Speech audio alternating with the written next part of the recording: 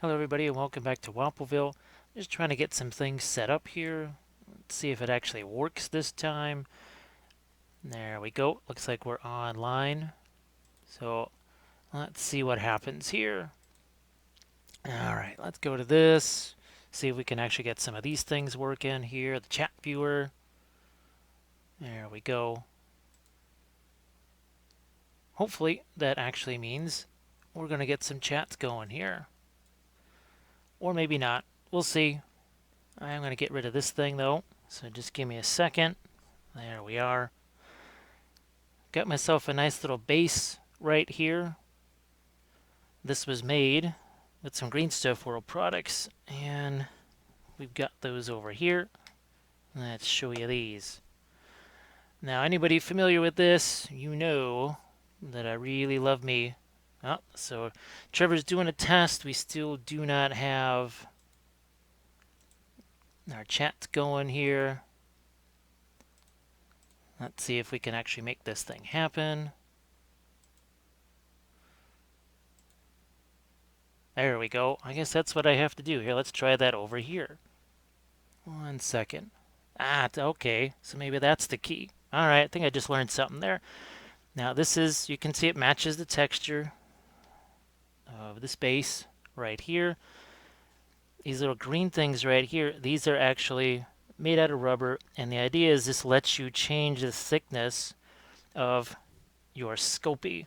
And I'm going to show you that right here. So here you go. Here's some Super Sculpey, and this is really important right here. See this extra firm gray? It means extra firm gray, not the white or the terracotta or the pink, the purple, or any of those little colors, because when people come to me with issues with their Sculpey, and I say, so what'd you get gray? They say, well, no, there was this purple Sculpey that was like $1 a package. I said, yep, that's not going to work with these, because you'll notice there's no Sculpey stuck in any of the recesses of this roller. There's a good reason for that. That's because I used this. It's a little bit more expensive than some of the other Sculpeys, but believe me, you'll be glad, you'll be very glad that you went with this. And for a few dollars more on Amazon, it's even cheaper. Now I'm going to take you through some other blog posts that I made. This is just a clear roller. You don't have to get this. You could use, I don't know, a piece of PVC pipe to roll it out flat. But you can see as I tilt this on its side, see how those are in flat sheets right there? Flat sheets. This is the advantage of using the Sculpey with these guys and not green stuff. So often I see people using green stuff and it gets smushy, it gets stuck in the roller and all this other kind of stuff. When you use the gray Sculpey, you come up with stuff like these. Here, let me show you real quick. And I've got tons of textures. Look at that. This is, here, we'll show you this one. So this is the Aztec theme roller, obviously. And guess what? I used it in one of my recent army painting series. This is series 16. This is my Lizardman Blood Bowl team. And you can see, actually right there, I believe that is the pattern. You can see that part of it right there. And there's just some really exciting kind of mandalas and roundels in each of these texture rollers, and it features just a different thing each time. You can see that it makes a really great setting for your piece, like the Egyptian rollers. And is that just all it is a texture roller, some broken pieces here, and then to make things even easier, oh, look at this, they have these little extra guys right here. How nifty is that? Little pylons and everything. And there's a roller pretty much for everything. There's a Tau roller, there's an Eldar roller, and look, a Necron texture roller. I have a whole, this is actually another tutorial right here that you can see on the YouTube channel. Look at that. Right there for our Necron destroyer. Really fun. I can't emphasize enough how much easier this can make your life. Actually, this was the very first army painting series, and I'm going to show you this. And then we're going to go, let me see which one we've got here. So here's you can see this in action, right? Look at this, we've got lion texture rollers for the Lannister miniatures. All I had to do was roll it, bake it, break it, glue it. You can't get much easier than that. And oh, look, you can even make basically a diorama out of your movement tray. This was actually another, well, an army painting series that I did. So we're going to go over to here now. This is the miniature that it's going to be sitting on. We'll get to that in a second. This is what I'm looking for. So again, texture roller from Green Stuff World. Depending on how you paint it, you get some very fun, recognize our rolling pin there and our little rubber things. Oh, look, we have gray extra firm Sculpey. We have some rocks, some gravel. Once these guys are painted up, you can see it just really gives them, look at that, a whole different look. It's the easy button for army basing, but to give you some separation from everything else that's out there. There's plenty of rocks and gravel and crackle paint and all this other stuff. This, it's kind of hard to find something like that. So again, and here's, oh, hey Bethany, how's it going? I'm glad you actually get to see this today. And I'm imagining that it's still 100 and something degrees where you are, or darn close to it, because that's what I keep hearing about the weather reports. Now, this is the miniature that's going to be sitting on this guy. So this is the Hydra here, and it's actually an active Kickstarter campaign. I'll take you there in a second, but see, we got these flaming skulls right here. That's one of the things that's kind of providing a bit of a light source. So let's go over to what I think is that. There we go. Mortal Gods Mythic, and it's Footsore Miniatures. They've done historical figures since the beginning of history, but now they're kind of doing some of their fantasy stuff here. And you can get a hint here of just how big the Hydra is.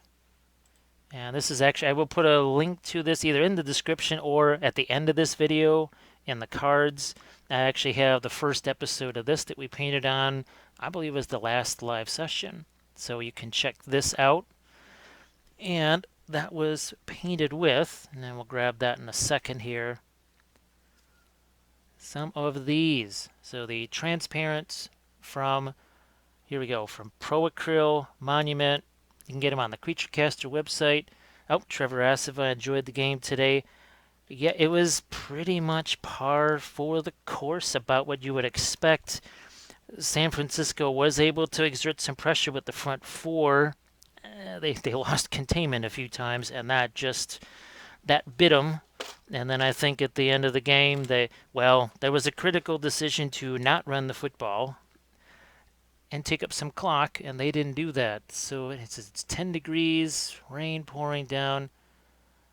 So let's see, 10 degrees centigrade, that's got to be in the 40s, maybe 48-ish, something like that. Which ironically, that's what temperature it actually was almost 50 degrees here today, which was a little, it's actually not unheard of for February, but still kind of horrifying. When about 6 years ago, we had 22 inches of snow-ish on this day. Now, what I like about the Sculpey is that when you break these bigger pieces, you're left with smaller ones. And these smaller ones, you don't toss them away. You use them right here to fill in some of these other sections. This is cork. Again, I've got tons of basing tutorials that you can check out. These right here, these pillars and such, these are those secondary pieces that I just showed you. Okay, from Green Stuff World. These flaming skulls here, these are from Green Stuff World. I've got regular skulls. This is just part of the GW skull set. Here, as we just kind of float around. I think this spear might have been from the Reaper's basing set. And oh, look, we have some texture sheets over here from Green Stuff World. And I've got other videos that show you how you can use those. Now, I've got those paints out here on the palette. Let's check it out. Transparent black, blue, purple, green, brown, red, orange, yellow. And here we got the godlike color, since it's about mortal gods. Faded ultramarine blue, that's for you, Nestor. And then we've got some off-white, kind of an ivory color here. Sitting in those little bins, we have a few contrast paints, wildwood, and I believe snakebite leather. And we'll mix those in with these paints here. But what you can see, we got ourselves a big old craft brush here because we need to get things going. And what we'll do is we'll do some overall glazing on this, just like we're almost painting a miniature, really, when you think about it. And then we're going to go in and get some details, and we got to do our object source lighting. I just got water over here. This is, well, one of the big advantages, there's many, with the ProAcryls is that you can thin the stuff with water. So actually we're going to take some of that transparent black. We will mix it with a little bit of wildwood there, and I'm just going to start to X out some of this stuff right here. This was primed in the usual way with Badger Steino Res. I started, I think, with the earth tone color, sort of a reddish brown, and then moved on to, I think, that was the olive drab green, and then on to sort of the sandy type color. And you'll see, just like I always do, changing the color along the way. And just here, look at that. Even not with no real effort at color in there, we already have some color. It's just, like I said, I used to, if you look at some of the older videos, especially the painting pyramid ones, oh, hey, good morning, Will, how's it going? When you look at some of those old painting pyramid videos, you look at them and you go, wow, he's carving all of that texture in there. There was one mosaic tile base, actually it's one of the basing videos, I carved all of this stuff in there by hand. For my Tomb King's army, I carved, oh gosh, a couple of pillars and pylons by hand, and that darn near killed me. My hand hurt for weeks afterwards. It wasn't because I stabbed myself with a sculpting tool. It's just it practically ripped some tendons apart trying to do that. And then along comes the green stuff roll texture rollers, and it's just, oh, you mean rolling the Sculpey, which I've already done, is now completing the texture? Oh, yeah, sign me up for that, please. And there's bundles of them too. That's actually how I first got mine. I think it was a sale, and I think it was a half a dozen rollers. I just picked up a half a dozen rollers. Makeup sponge time. This is the other advantage of the transparent, is that I can do some of this kind of removal of paint like I do with, oh, the Reaper Clears, because hey, don't these look a little bit like the Reaper Clears? The more I use them, the more similar they really do seem to things like the Reaper Clears, which is an entirely good thing. That's great, because maybe you can't get the Reaper Clears where you are, especially if you are overseas. For all my friends in Australia and the Pacific Rim, Reaper paint's not always the easiest thing to secure. Not really. Between the shipping and other costs, not a real easy venture to get your hands on those. The Chimera colors, they are just in limbo. I don't know if they're ever going to get here. So these, in some ways, these translucent or transparent paints from Monument slash Slow Fuse slash Creature Caster, they remind me an awful lot of my one experience with the Chimera colors. And just again, throwing in every so often, throwing in a little bit of wildwood, a little snakebite leather. Oh heck, I might even chuck in a little bit of green right there, because you need that right where you're going to put a flaming skull. I mean, of course. Why not? Because the first thing I am going to do, once I get all this stuff settled in here, I am going to start doing my lighting effects, and that means you will be seeing, voila, the golden acrylics fluorescent, just like I used on the other tutorial. But we got this now. I don't think we'll be using it on this tutorial, but this pretty much, I think, completes my collection of the golden high flow acrylics fluorescent paints. I got yellow, magenta, green, and orange, which, I mean, that kind of covers the gamut. I believe Turbo Dork will be sending their, I think they've got some fluorescent paints too. They're going to be sending some of theirs. We'll give theirs a try.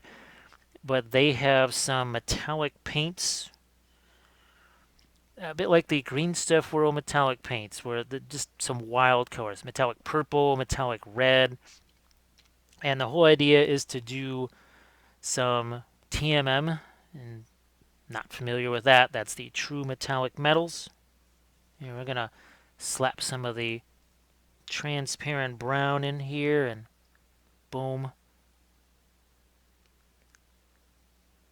So the cork that was used in between these levels, that was my favorite, my bulletin board cork, which I love so much. Threw in a little bit of purple there. Look at that, gives it a slightly different tint there. A little bit of a different tint.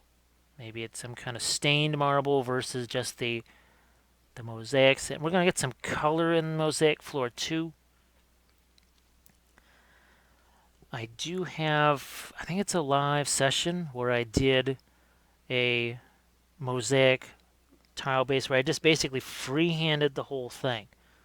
So you can do a little search for that, and that should show up. I do have playlists. Oh, Benny says I find the Reaper easier to get than the ProAcryl.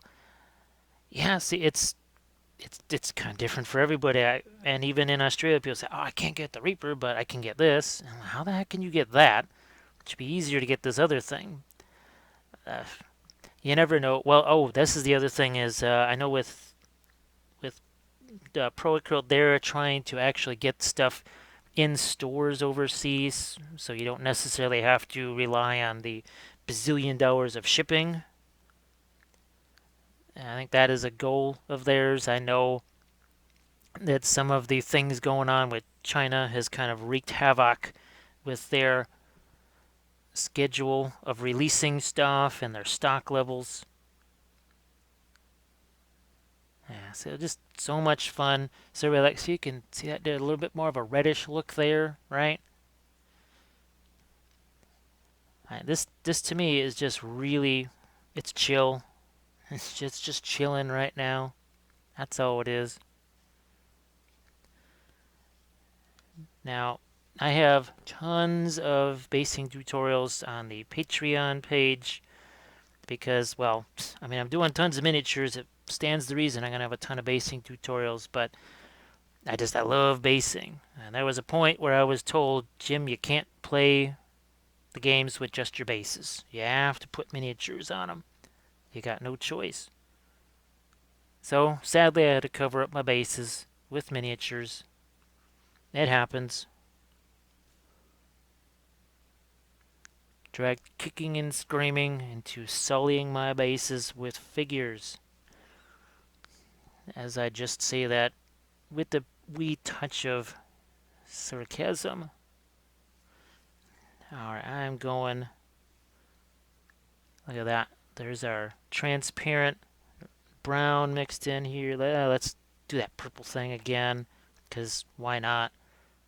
I mean, it makes sense, right? To have purple on a floor and then green next to it. And then we sort of let them all mix together and do some fun stuff. And this is what you can do when you got ye old Giganto brush like this. Look at that. That's really fun. There's some folks that would be pretty much satisfied with just this and a couple of highlights. That's the beauty of these rollers, because you don't have to get in and be putting color on or staining things, but you could use some weathering powders on this. Oh, Will says he enjoys. Whoops, yeah, he enjoys both ProAcryl and the contrast. To me, I've been, let's see, what was it, mid-June, right, is when the contrast paints came out.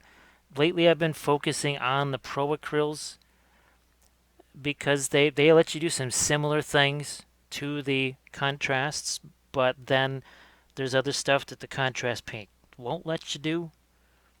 There's also the price factor because ProAcryls are, I think, about half the cost, and they last longer, and they tend to dry more matte. Well, that's kind of a thing with the ProAcryls. They're sort of obsessed with things drying matte anyway. Yeah, look at all this fun stuff. Now I will have to let some things dry there, so I'm just going to set that aside here. We're going to throw out our, right over here, our fluorescent. And I think you can, yeah, this right here, it's not just brighter than that yellow, it's driving the camera nuts. The camera actually cannot handle that. It's so hilarious. Now I'm going to get some things out of the way, just clear some space, and then I'm going to show you. These are some Reaper Bones figures. So that is, again, that same fluorescent paint. So Will says starting trying mixing the new regular paints to mix in to build opacity. I found faded ultramarine wasn't as white as the bright ivory from ProAcryls. Also, Wolf Gray.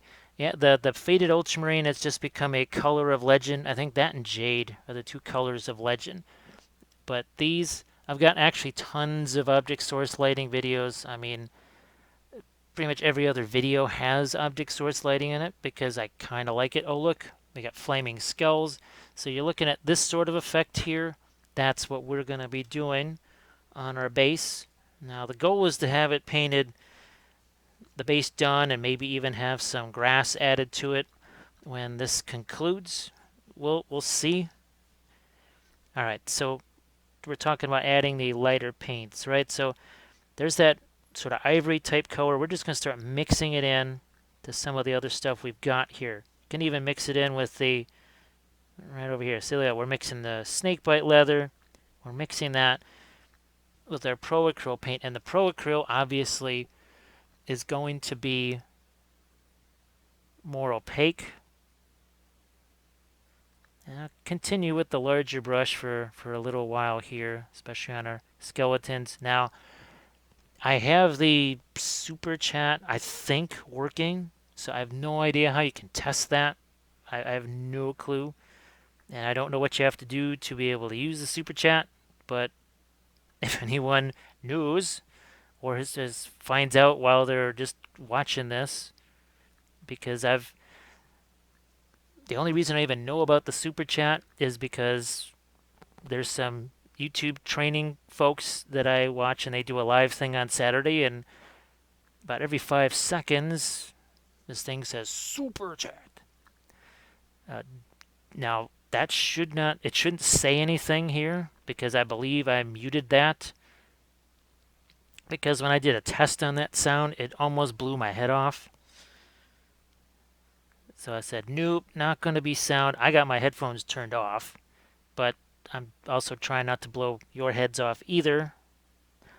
I'm kind of assuming that's what you would prefer. Now, shield here, it said there's a big old crack through that. At first, I was going to make that some kind of metal, and then I realized, well, that's sort of a big shield for somebody to be toting around. So I think we're going to go elsewhere with that theme. Now here, I think it's a good idea to have some stains on this stuff here. I think we're going to go with that. Now, obviously, we'll wait for some of this stuff to dry here, but as soon as possible, we're going to try and establish some of those lighting effects. I see some skulls over here. Heck, I'm going to bring me in some faded ultramarine straight away here. And it's wild because it looks so incredibly light there, but it's not light, it's barely a middle tone. Barely a middle tone. Now I know some people, they may not necessarily be comfortable working with a brush of this size. You don't have to. I mean, just because I am, you are not legally required to. Although if I'm watching you like I always do, then I might be looking scornfully when you can't see me. It keeps you more chill. I mean, look at this. Look how I'm holding the brush. Just kind of, we're doing this sort of relaxed here. Got plenty of paint in the brush. Means we doesn't have to be. Yeah, it's a little too relaxed. My grammar's relaxed. This means that I don't have to be rushing back to the palette every 2 seconds to get more paint. It speeds up the process in a couple of ways. I think you end up enjoying your painting session a little bit more because it's just a little less frenetic. Of course, another good way to make your painting session less frenetic is using oils. Because, hey, we love our oil paints here. And actually, I just did. Later, I'll show you. Actually, maybe I'll show you when some of this stuff is drying. See, look at this. There's still a whole bunch of soggy wet paint under there, and yet we're actually putting some lighter colors on. Now, I don't have the death grip right. That's not going to get me anywhere. We're relaxed, hands not on the ferrule, which is the metal part there. And I'm just going to guide this right down the line. How many times have I had to go back to the palette to get paint since I put this faded ultramarine on there? My calculation says 0. Hey, Tyler, how's it going? I hope things are better. I know it was kind of was it last week was kind of crazy there for you, I think, or was it the week before? Not necessarily the most fun week in the history of weeks. And see, that starts to change the whole timbre of everything even more. And the other thing, and Trevor's the witness here, is that with skulls, sometimes skull white or whatever, that's not really the direction you want to go with those.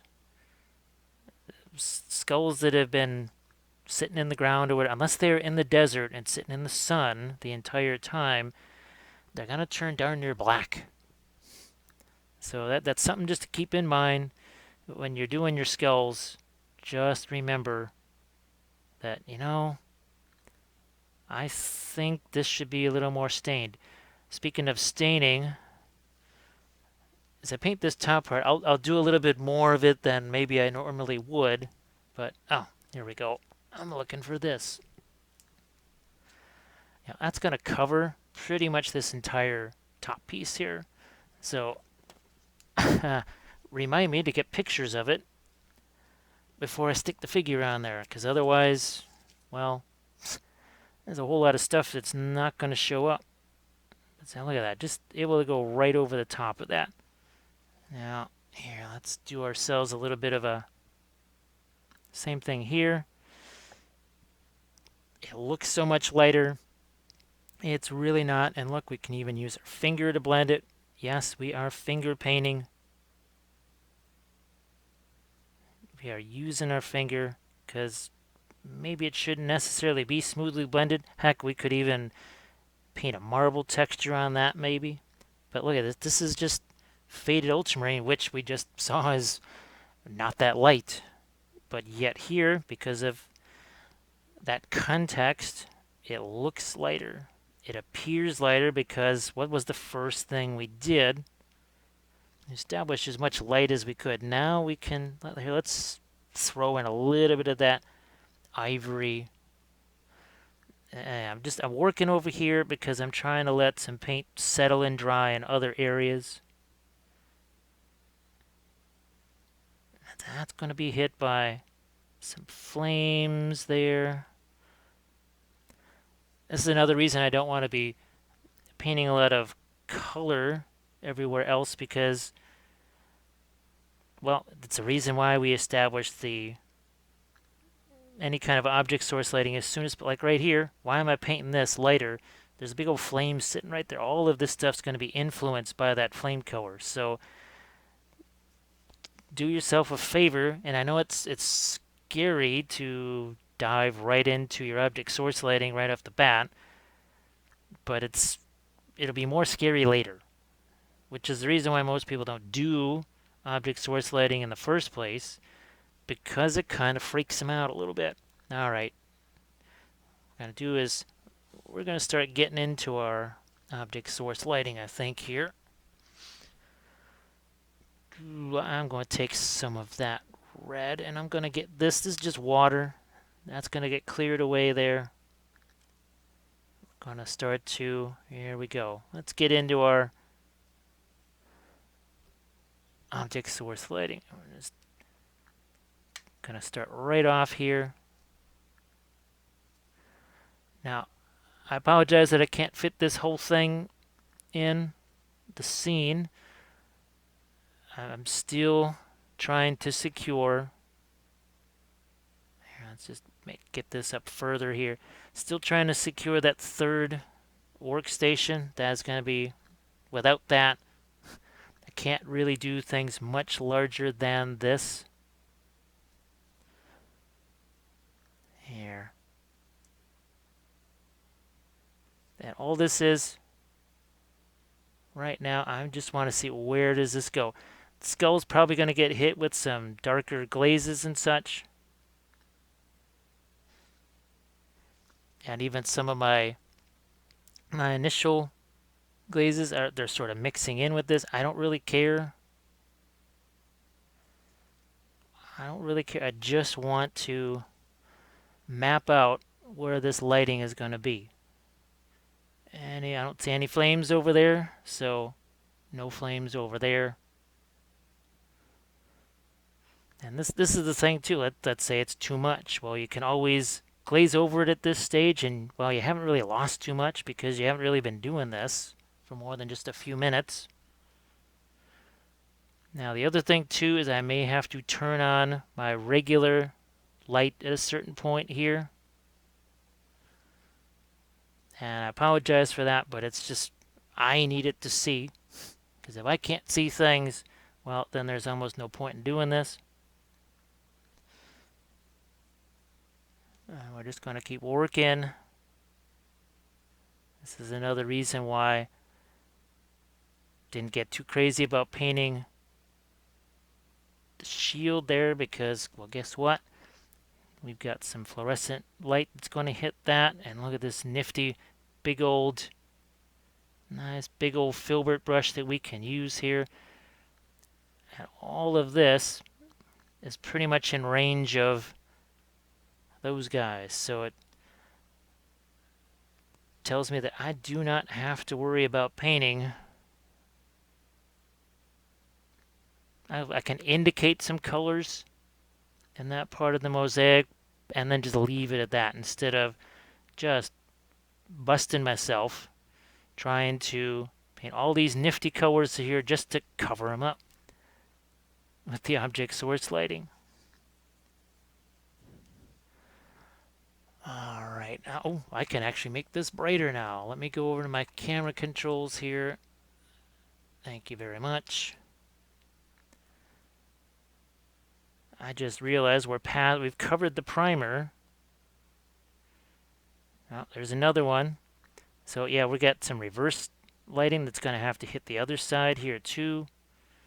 There's going to be light all over the place.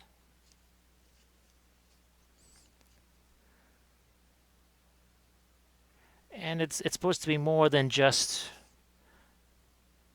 candle skulls. It's supposed to be more of a magical type thing. I mean, after all, you got magenta flames shooting out of the mouths of the hydras, and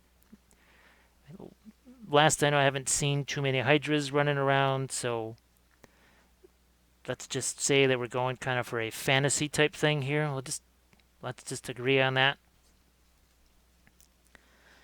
You try and get a little sense of what's real, but you can't always do that.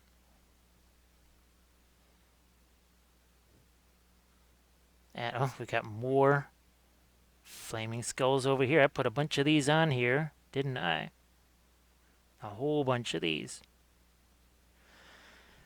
And they're going to have to be very bright to make, obviously, this sort of lighting happen on our Hydra.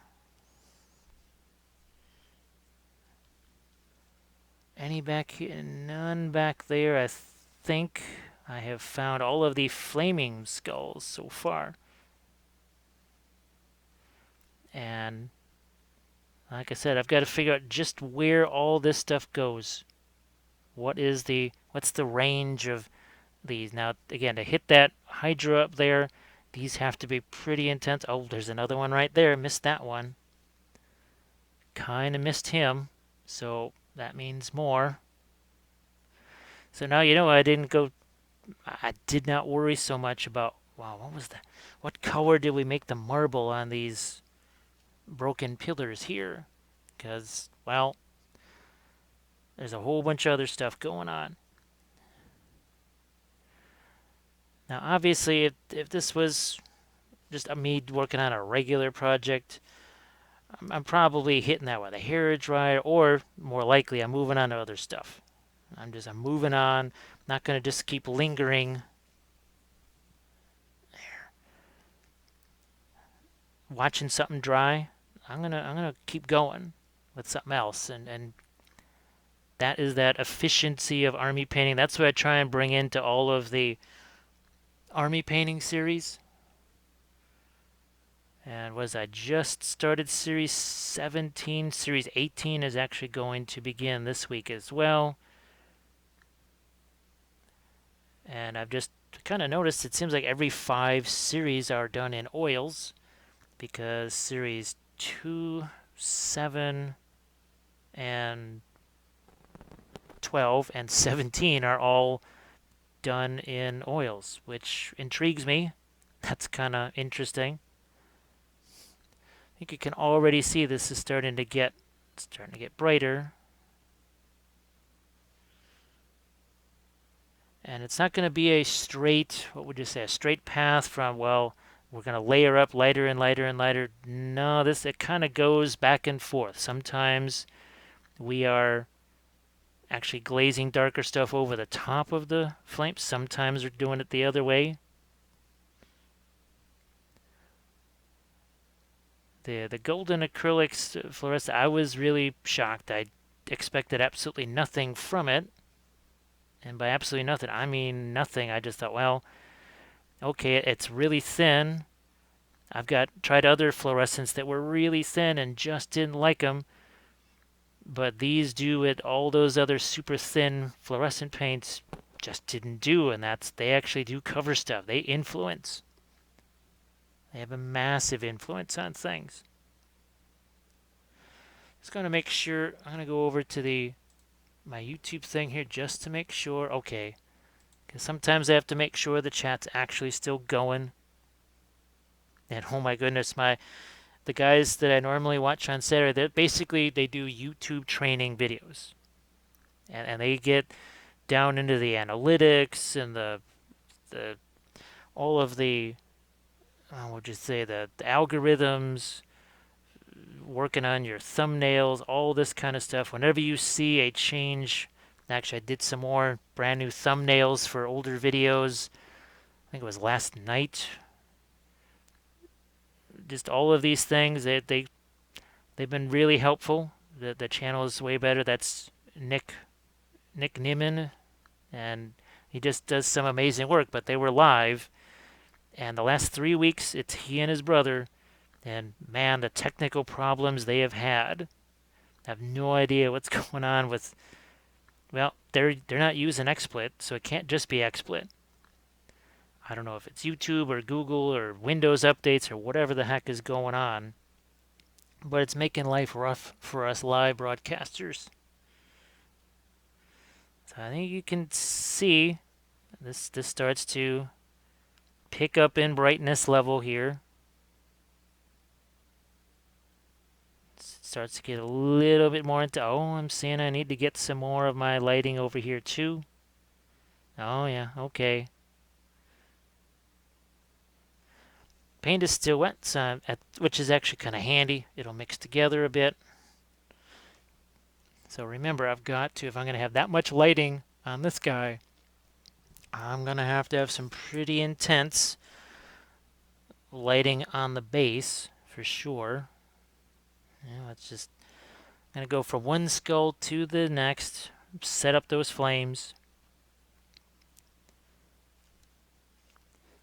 So an awful lot of, it's going to be a lot of orange for a while as we set these things up.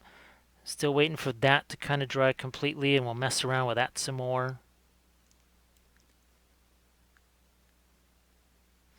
Let's see, where did Mr. Skull go? Just let him sit there. Well, he was supposed to fill a gap. Mind the gap. And I was basically at the end of the super glue. Oh, this is actually a... What am I saying? This was a video that I filmed for the Patreon page. Yes.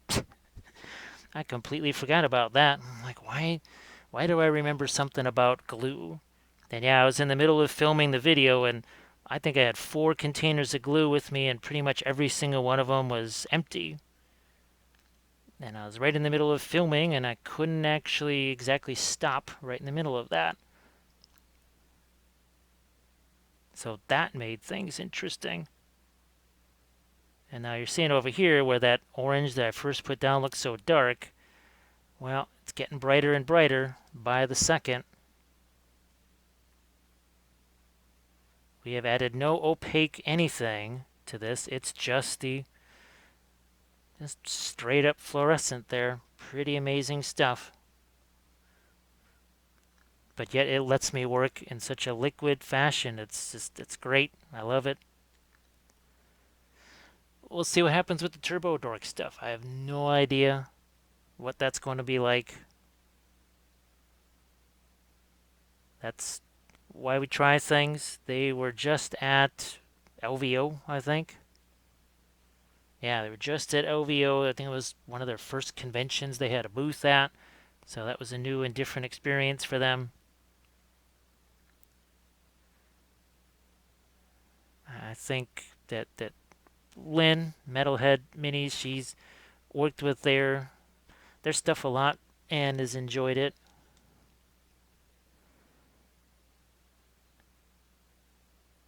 And eventually, too, I'm not going to only work with the giant brush here. Eventually, we will get smaller and more targeted with it, but for right now, we're still in what's tantamount to a shaded base coat phase here, because we haven't even thrown any of this orange or yellow in there. And two, I'll probably go with some of the yellow fluorescent and some of the brightest areas. Yeah, I'm going to turn my brightness down because there's so much fluorescent in there now. That's a little better.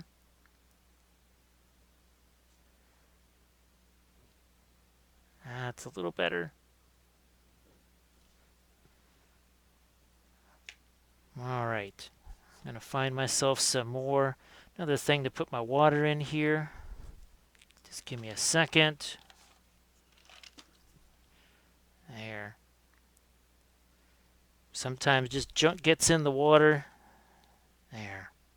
Can you... Ah, look, it still shows up on screen. I do like this little cutting mat here that I'm using as a sort of a backdrop. And look at... I mean, that's not a bad point for a brush that's basically a number 12 round. So we can go a little smaller here, and we're going to use a liner brush. We're going to throw out some of the... There's a spot. Go over here. And look at how intense that is versus the regular yellow. Now let's get some more of the orange back out here too. Why not do that? Got some of our white. Because see, when you mix the white with that, yeah, it makes it more opaque, but it also makes it more pink. So throwing the yellow in there kind of gets it back to more of an orange.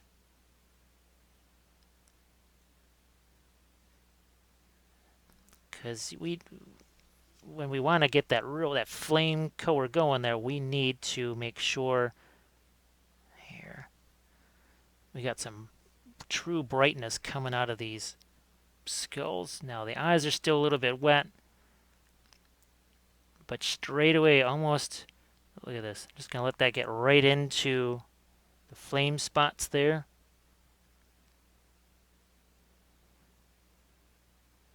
It's almost like a bit of a, what would you say, a pin line wash. And like I said, in a few seconds here, I'll show you the latest oil painting video that I was working on. It's a two-parter, working on a black sun figure. And boy, working with oils, I mean, it can be so different from the acrylics, but sometimes it's very much the same. Or actually, this little pin line wash that I'm doing right here does remind me an awful lot of what I did with some of the oils. Here, I'm going to go over here and maybe a bit more of the orange in there. You can see our skulls start to brighten up. Some of the areas around there starts to brighten up.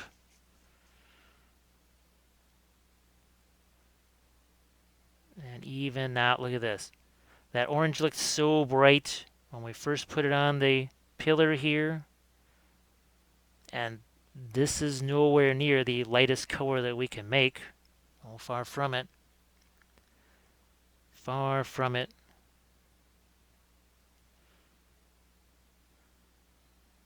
Just going to keep reflecting things here.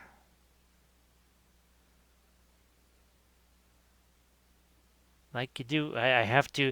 Now you can also grab those little flashlights that I've shown in some of the previous object source lighting videos. They're tiny little flashlights. You shine them on there. I know Kathy, she actually, and she's doing, we're both working on a joint project for charity, and she was doing the lava bases, and she basically set them on one of our little electric candle type things and took some pictures while they were sitting on those electric candles. And it actually gave her a pretty decent roadmap for how to lay those things out where the real light should shine and where maybe the light would cast a few shadows too.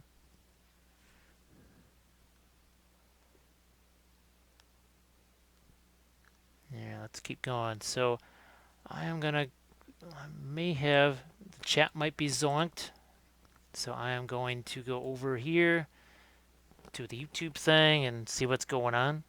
So just went over there to create a different window for myself. I suppose at some point I'd like to do the dual monitor thing, but there's barely room for a monitor here. So dual monitors, that's a ways off yet. I would love to spend a week just moving furniture around to get it where I need it to be. But that's also a week of not doing videos and not getting commission things done. I would really love to just be able to do classes and videos, but unfortunately the commission stuff just has to happen. That's the regular thing that really pays, well, those pesky bills.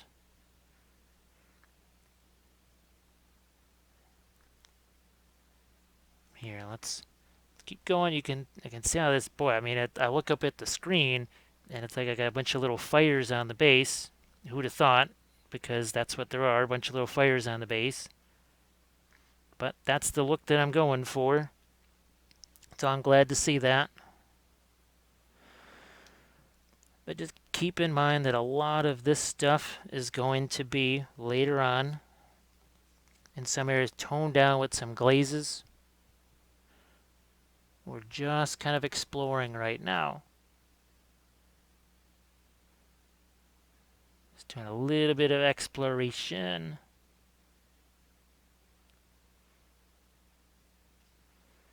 And there's some of our lights. So look at this. We've got most of that covered up. If I had sat there and screwed around with painting the heck out of all of these pillars and everything else, I would have been really not using time very efficiently. Now, I'm going to maybe go even a little bit smaller here. Let's see what we've got. So maybe a bit brighter too. I want to see how, let me get rid of some excess there. How far do I want to go with some of the brighter hits on my tile floor down here?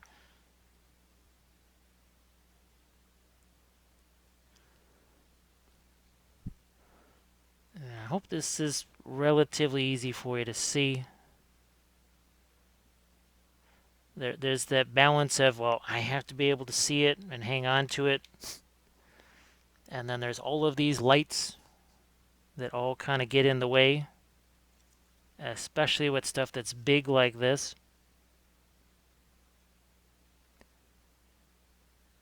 I'll just keep going with our lighter tones here, bringing out the texture of our mosaic base.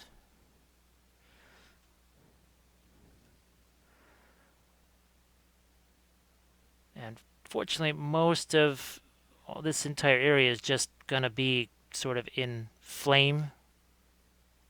So I get to do all this fun little sparkly stuff here. And I'm going to go even probably a little bit brighter on this too at a certain point. I can see I need to add some more orange over here. Oh, hey, Aerox, how's it going? I just happened to look up and saw you there. So welcome aboard. Yeah, we're continuing. This is the base that you saw from, what was it, about maybe not quite a week ago or so on that last session with the big old Hydra. I'll certainly be doing another session on him this week.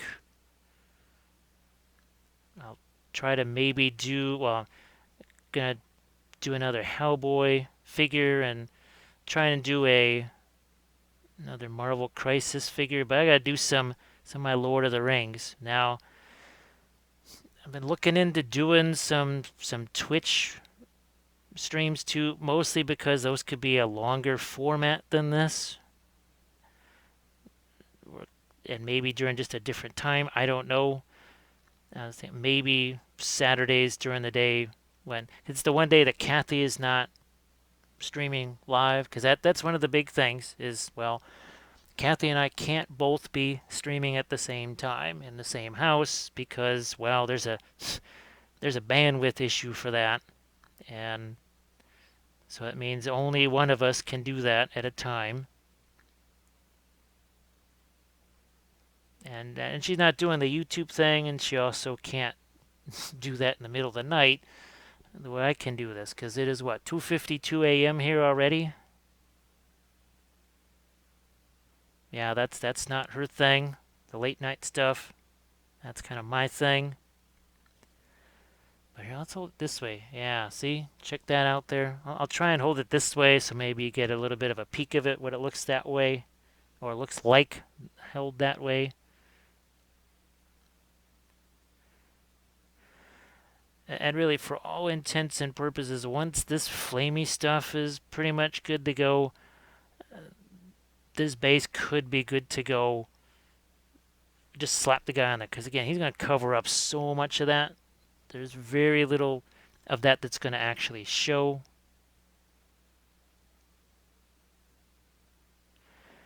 But just as an educational thing, I thought, wow, what the heck?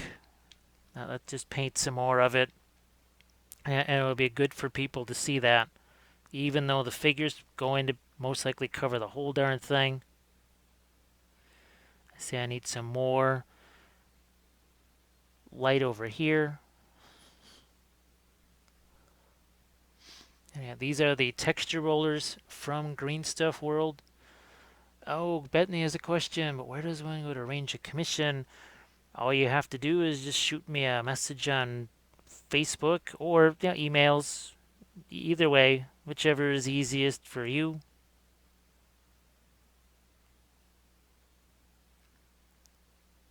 And I can say, okay, this is what I was thinking about. Is it possible? All the details of things, what kind of basing, freehand object source lighting, all that sort of stuff. Yeah, what's the theme? I mean, well, look at this. So you've got, I mean, the Hydra. You could really, I mean, it's fairly obvious you want to go with a Greek theme there, but not every figure is quite that, just quite that much of a no-brainer as far as what theme you want to go with your basing.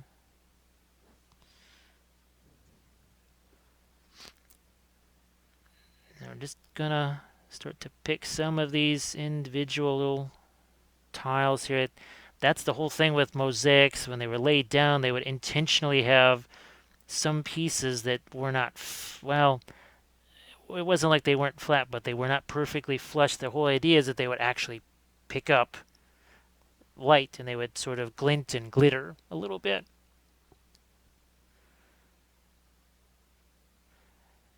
Now the commission things, sometimes it could be a little while before I could get to them. Right now we're sort of in the doomsday phase of Adepticon. So, well, just Adepticon really begins, and for us, pretty much practically by November, when the last of the regular conventions happens. So we sort of move on right away to the very next set of conventions and such, which is Adepticon. Let's do some stuff over here. We haven't done a whole lot on this side yet.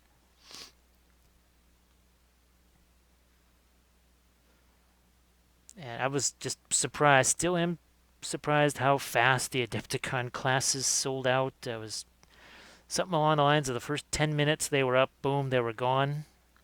So I do appreciate that. One was a basing class.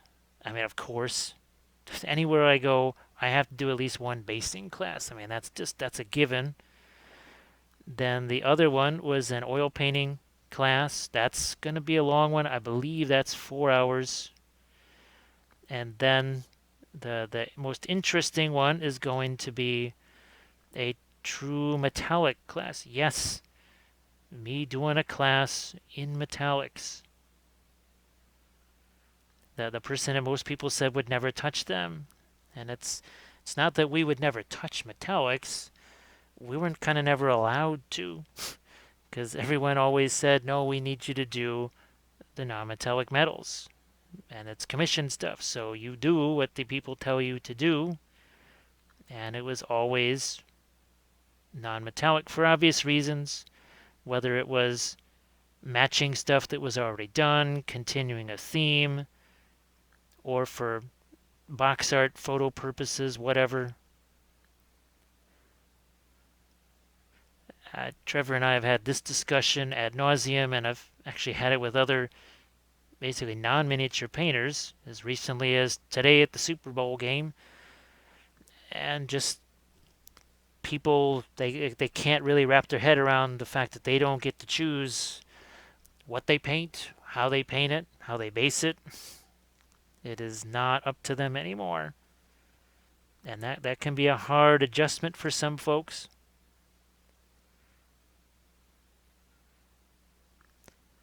We were glad that the game actually did go down. Not really to the very last second, but they had to play out a fourth quarter. We were happy about that.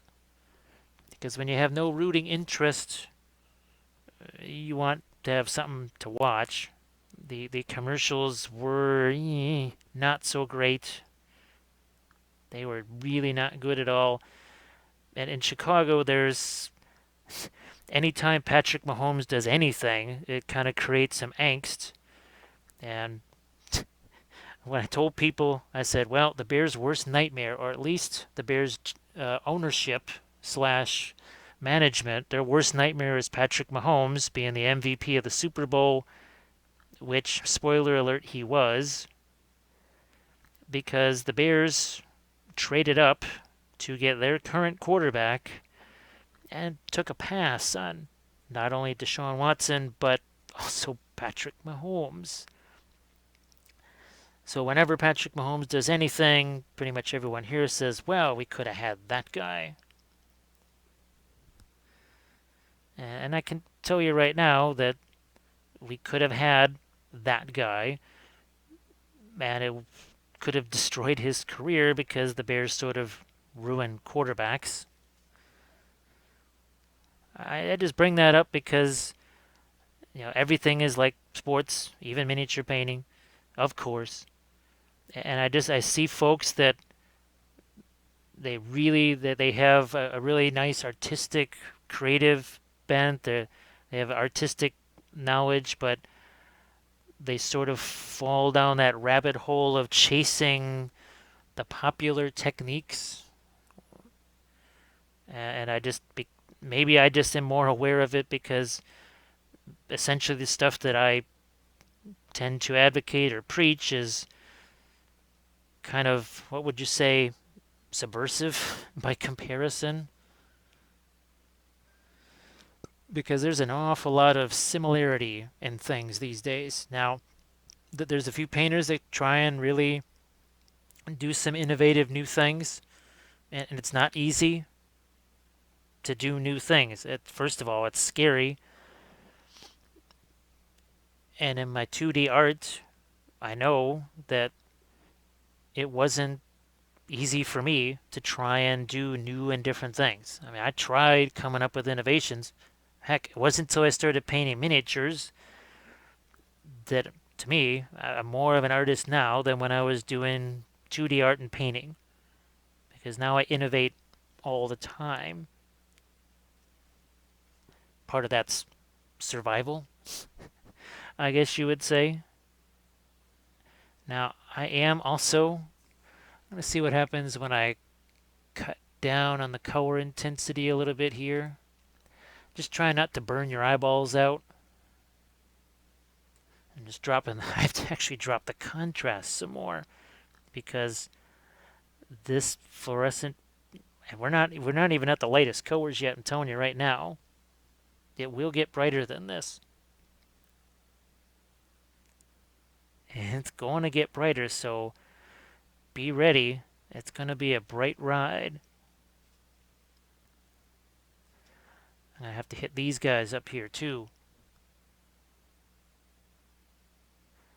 But all of a sudden, and this is the other thing that I see with object source lighting when people try it, the lighting is darker than the surface that it's on. So classic thing, white robes or white marble or white something, and yet if people go to do the object source lighting on it, and the object source lighting, well, it would be dark orange and the robe or whatever is white.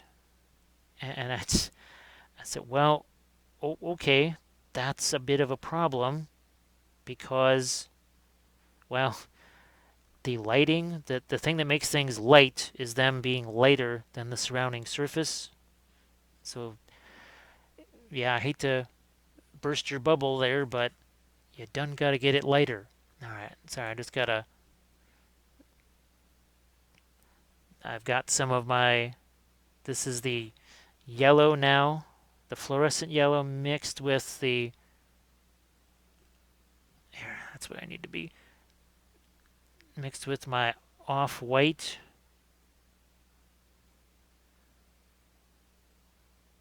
Just, again, focusing in on these areas where I want it to be the brightest. The white will give it that bit of opacity that we need so that it just covers a little more.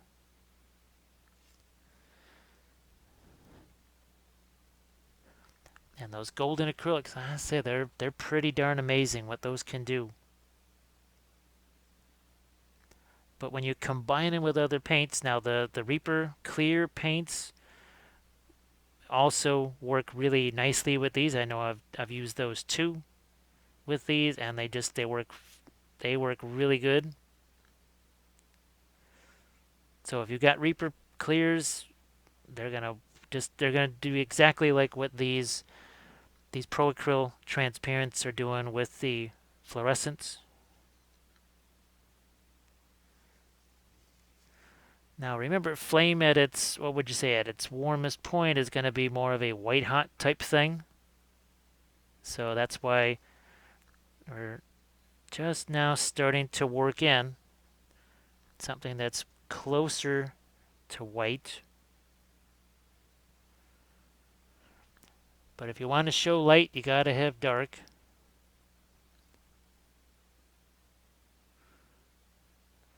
And that is why initially, early on, didn't look terribly light, did it? But it gets lighter with each of these applications. So I'll show you another. This is another video that we did a while back. Actually, it's one of the first ones. Where'd you go?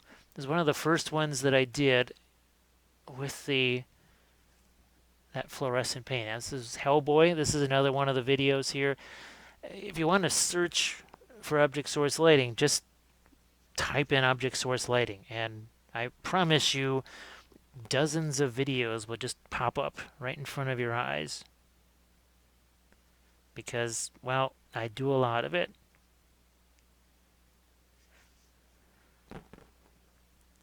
So we're just getting ourselves, look at this, starting to really pick out some bright areas here.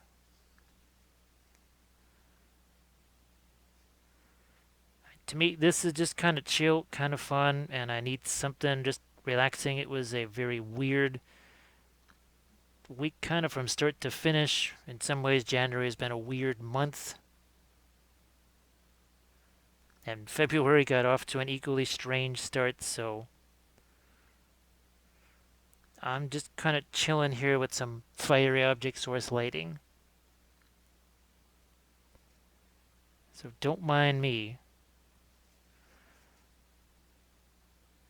Still, the whole idea is that this is at least somewhat of a little bit of a tutorial for you. And I know I'm just trying to get some work done here and help out some friends over at Footsore. If you check out the blog, you can see Footsore did the Gangs of Rome figures. Actually, I got some videos with Gangs of Rome figures with the Mosaic tile bases. In fact, yes, so go check those out. Yeah, go check those out. Now I'm going to go a little, yeah, here, let's get back more towards the orange.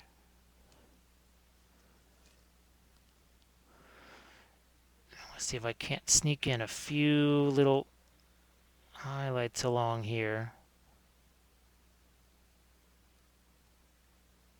Like so. Remember, all this time, if I go lighter, I can always do a little glaze over the top of it and knock those down and make it less prominent. Can always do that.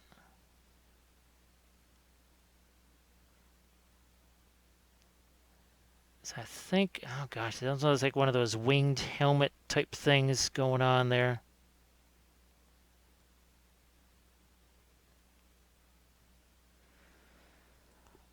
Ah, see that just starts to emerge. I'm going to change my focus a little bit here to match up where I'm holding it.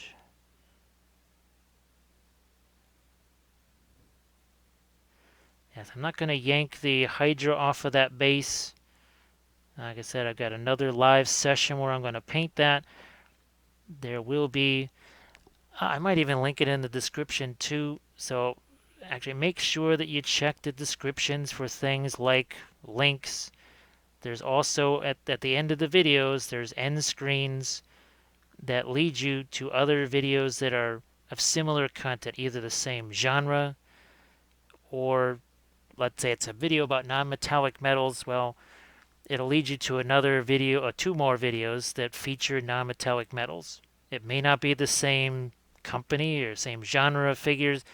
Heck, it might even be oil paint instead of acrylics. But always look at the description and look at those little end scenes there, those cards at the end. It's all designed for you to help you find more of this stuff. Same with the playlists. Be sure to look at those because was it Marvel Crisis Protocol? I just realized I got 5 of those videos already, and there's a playlist with all 5 of them. I've got a Lord of the Rings playlist, Creature Caster playlist. So yeah, check all those things out. I think you'll be happy. All right, I'm gonna just looking to get a few little edges here with some of my there, just to have that skull pop over there.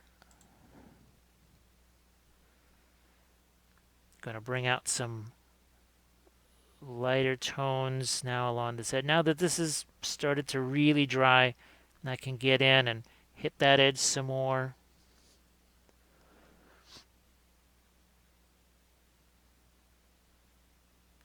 If I'm going to have as much light as I had on that Hydra, I better get some serious lighting over here. Where else do we need? Oh yeah, we got to brighten up the spear over here for sure. I mean, it's closer than the Hydra is, so it better be light. Actually, I need to hit that part there, get some, yep. So you saw how we emphasized those brighter parts there? That's what makes it look like this particular skull is actually casting some light on that. So we're basically building a whole bunch of campfires on this thing. 1, 2, 3, 4, 5, 6, at least 7 little campfires all around this thing.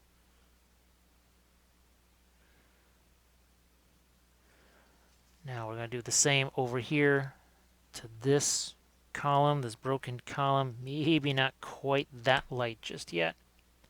Oh, Engineered to Draw is in the house. Hello.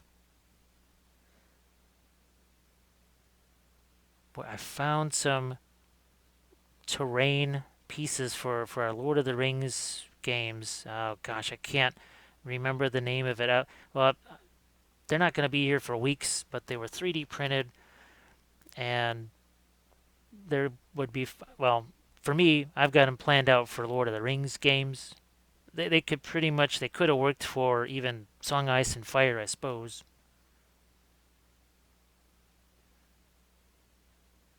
Could have worked out for that. But I'm hoping that when those show up, I can paint those. I don't know if I'll have the larger filming area all set up yet. Maybe I will. Maybe not.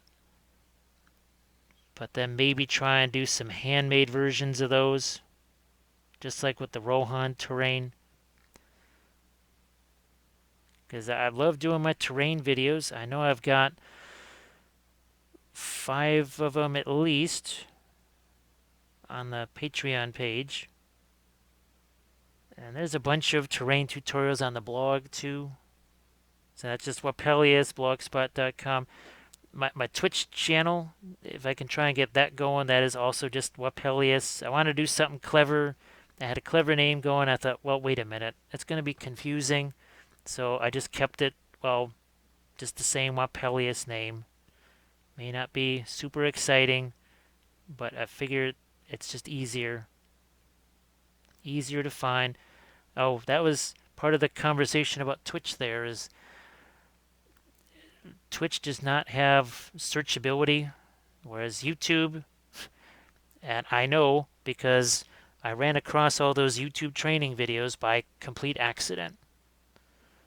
It was just, I happened to see something that sort of talked about how some of the inner workings of YouTube are. Next thing I know, I was being treated to all these things. Use this software, this program, look at this analytic. Whereas Twitch doesn't have that. You're gigantic or you're invisible. And that's sort of the Twitch model. Now, the advantage of Twitch is that people are they are rewarded for basically staying and watching longer. Whereas YouTube, kind of the consequence of discoverability is that people will find it and turn away as fast as they can. Kind of the hazards of the genre. Oh, engineers drives. Have you decided on acrylic or oils? The dough Amroth is going to be acrylic actually because I want to do it with just the transparent paints here. The Warcry, was it not Untamed Beast? The Splintered Fang, those are going to be with oils. Those will be with oils. And then the next one, oh, where did it go? Is this it? Sorry, I'm just looking here for. Give me one sec. Here we go. So I got this, and I wanted to do another series on with the Optilung paints, but when I tried them, and I used them already in a live episode, they dried super glossy, and I mean like massively glossy. That matte thinner there is supposed to help that not happen. However, I don't know. I don't know how much it takes, or how little it takes, or if it actually really even works. The other thing, let's see. I want to get the Thousand Suns. Oh, I think did you hear that? That I was so generously given basically 2 boxes of Thousand Suns, enough to make 2 army painting series. And that might be the first one that I use the Optilung paints as oils on. Basically, the idea is do one series in acrylics and then tackle the same group of guys again in another series with the oils. Because as you already know, I've done the Dark Sword videos where I'll do one miniature in oils and then turn around and do the same miniature in the same color scheme, but I'll do it with the acrylics. And then vice versa. Sometimes I'll do acrylics first, then oils. And what that does is it really gives you an impression of what does it take to do a miniature in both of them. I just think that would be really, really fun. So let that dry, here we go. So this is part of my latest oil painting series here. So this was done with MIG Ammo oil brushers. This is part of a Black Sun figure. And here I'll grab the figure herself. Give me one second here. There she is.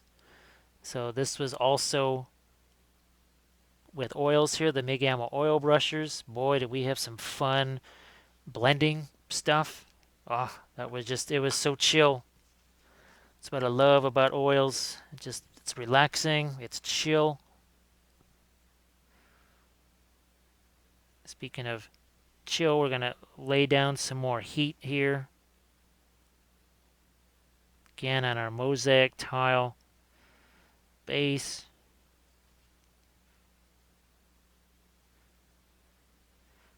Using that golden acrylics. Fluorescent orange, the golden acrylics, fluorescent blue. And you can see here, you notice how this is a little bit darker over here. Well, the skull's in the way, so I'm trying to at least make it look as if there's some sort of a shadow that's being cast over here. So I got to kind of right here end. I might even make that a little bit darker. I'm going to grab some of that red there. And I'm just going to darken some of this down a little more even. Just to sort of indicate that there's a shadow there. Because that could be fun. Now, that's going to catch some light too. I just saw that now. So right up about here. Oh, Engineer to Draw says that would be cool to see. Still at the stage of using the exact same paints. As you follow along, well, I'm glad that hopefully it's not too in saying that the paints are always, there's a little different paints or whatever in each one. Like was it the Harad series, I'm using the Green Stuff World paints. But to me, that is the only way to really crash test a paint. And you've seen them, you know that they get put through a lot. They are really challenged, and if they can't stand up to an army painting series, then they're no good for me. I mean, they may be good for other people, but for me and what I need to do with them, they become sort of not really worthwhile. Now, we're going back here a little bit towards the darker end of things. Where are we at here? And we're gonna throw a little bit of darker, kind of a reddish orange as these flames work their way away from the skull.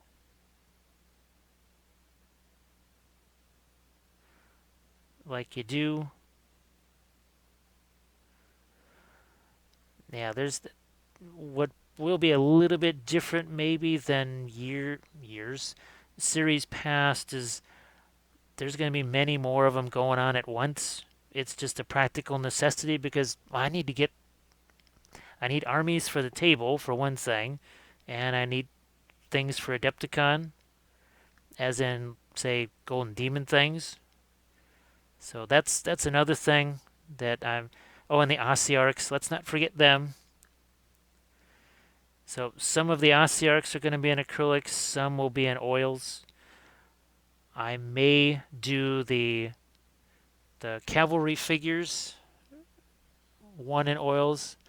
Oh, Bethany says oil brushers versus Uptalong, which are better? Well, right now, oil brushers win hands down. I mean, just an immediate like drop-in microphone victory type thing because they dry fast and they dry matte. I mean, look here. I'll bring it back again. This guy, the paint in some areas might still be dry, but I mean, do you see any shine on that? I'm looking for the shine. There is no shine on this. Unfortunately, the Optilungs, well, here we've got one where and you can see how shiny that is. That's just some quick little glazes. So, yeah, that's what that matte stuff is for, is to hopefully make it more like the oil brushers. Because basically what happened is the Optilungs came first, then one company separated from another, and then the oil brushers are a more recent thing. So think of the oil brushers as basically, I think the Optilungs maybe with the matte medium mixed in already. The Optilungs are convenient actually because they're just in a paint tube, whereas the oil brushers are in.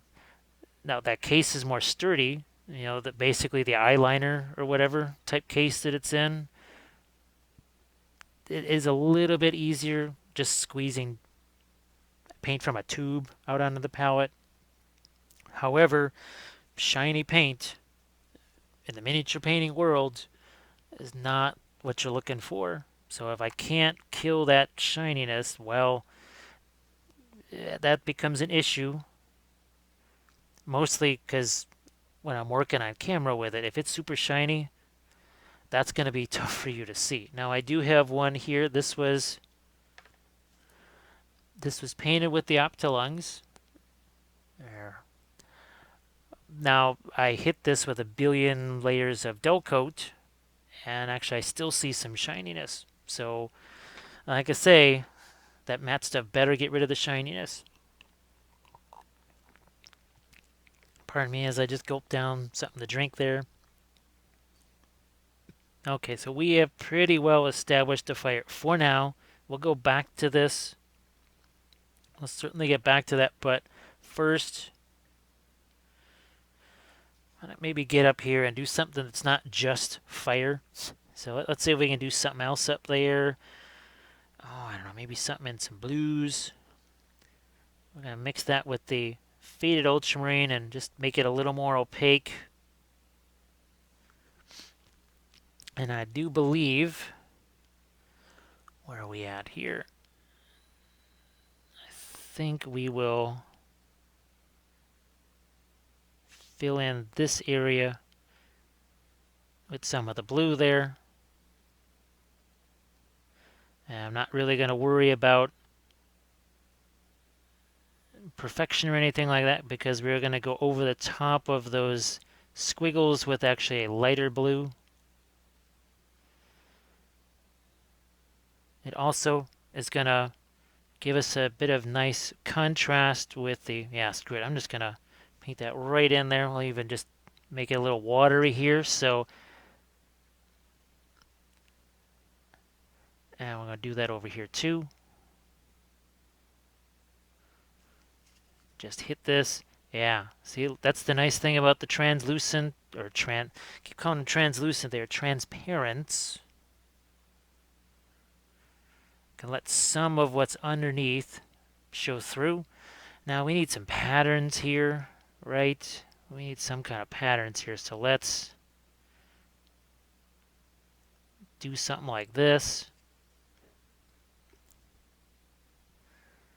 Oh, let's just, I don't know if we really want to make this look like a bullseye necessarily.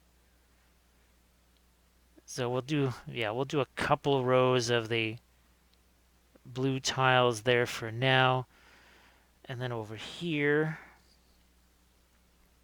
so what I'm just going to do is play around with the blue first. And we'll throw in some reds, I think, in some places. It's obviously a repeating pattern, so we have to consider that too. Here, let's throw in a little more blue. Let's see if we can follow this little trail here and see where that goes. Goes about to there. There's another little trail of it here.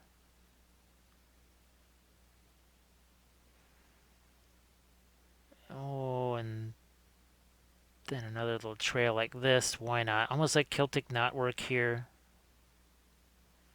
I think I've actually had a chance to paint that part too much yet. And then we'll do something like this. So I like to take 9 of the square. Here's another 9. We'll just do the middle one blue. Then we'll do another 9 here. It's almost a little bit like a Rubik's Cube. So we alternated a bit there. Before I move on to the other sections of the blue here, let's do some stuff with the red. Dum-dum-dum. So if we throw white in there, it's going to be pink. So we solve that by adding some yellow into that. Where are we going to go with our red over here?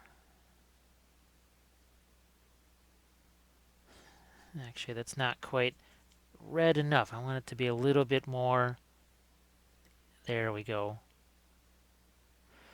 And remember, we can do more glazes over this to tone this down. So what we're going to basically do is introduce these colors here, maybe even some lighter stuff, and then we can knock it down with some real subtle glazes. I could even use weathering powders. I have a whole collection of Secret Weapon weathering powders.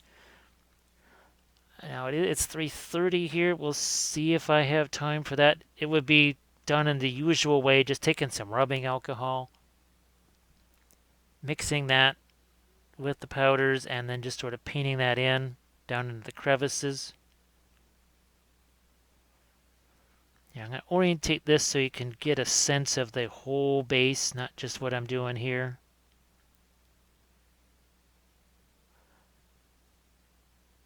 I'm tempted to try and zoom in some more so you can see that. But then base would get really huge and you could only see just a tiny portion of it. What else? Let's go in here and do some more patterns. Let's find ourselves another pattern in here somehow. Some patterns of reds.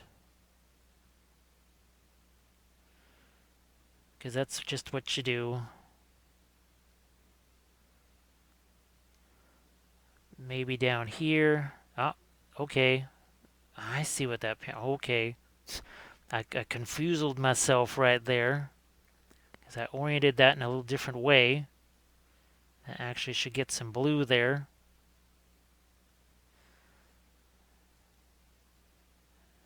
Oh, what the heck.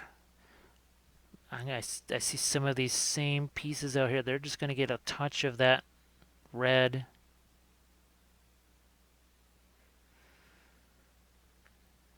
Now, let's get some lighter colored tiles, but I'm going to mostly go with the... Here, let's get some of that junk out of there. And try and use the faded ultramarine for that. There we go. That's kind of a... If it's going to be more of a white, it's going to be a little more of a neutral type thing. And now, bring out some of these lines. Again, they will be knocked down a little bit with some subsequent glazes. But it's so easy to just drop some paint over these instead of having to also try and carve them in or draw those in. Because repetitive patterns, that just, I don't want to say it's a nightmare, but it's kind of a nightmare. It is just not easy at all to do repetitive patterns on a wide area. And the rollers just sort of do that for you.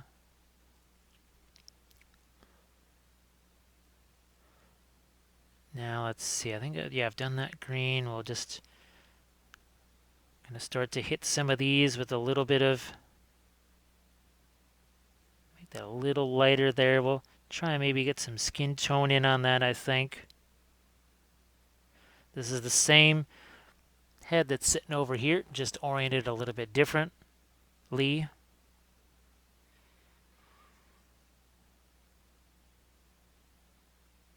Okay, I think, yeah, we'll continue this along here. I need a little bit more of the faded ultramarine in there. So this starts to look more kind of like the what would you say, the mosaic tile you would expect to see, whereas you got the fiery tile down there. And what we got, do we have the yeah, we have the Instagram address over there. That's something maybe you want to check out, because that's where a lot of the finished images of these things go. It's also where there's news maybe about stuff that's upcoming on the YouTube channel itself. And like I said, if you'd like to get notifications for when these things happen, if you can do yourself a little favor and hit that, not just the subscribe button, but was it the all notifications? Because just the other day I forgot to do that channel I subscribed to, and I was, well, wait a minute, I just subscribed. Why did I get the notification for this days later? It's because I forgot to do the all notifications.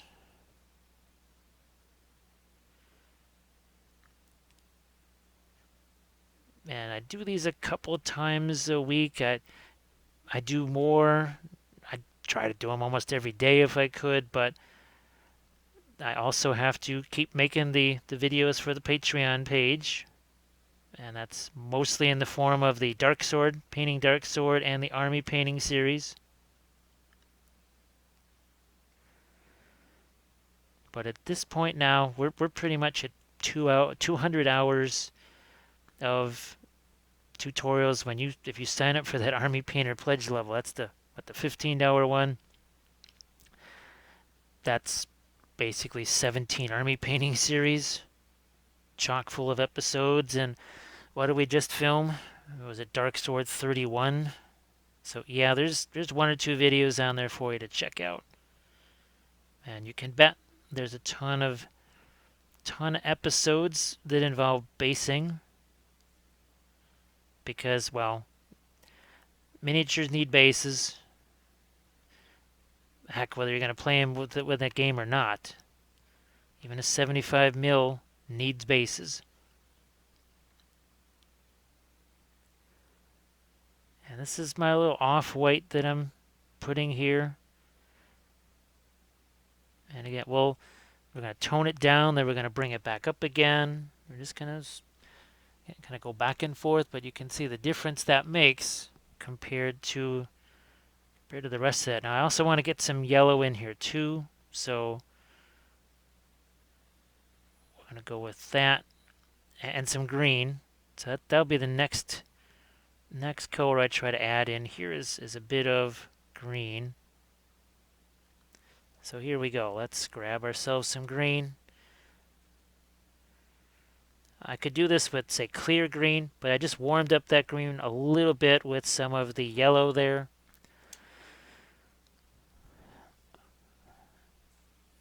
Just allow me with a little bit of focus time here. There. Get the laurel leaves here with some of the green on them.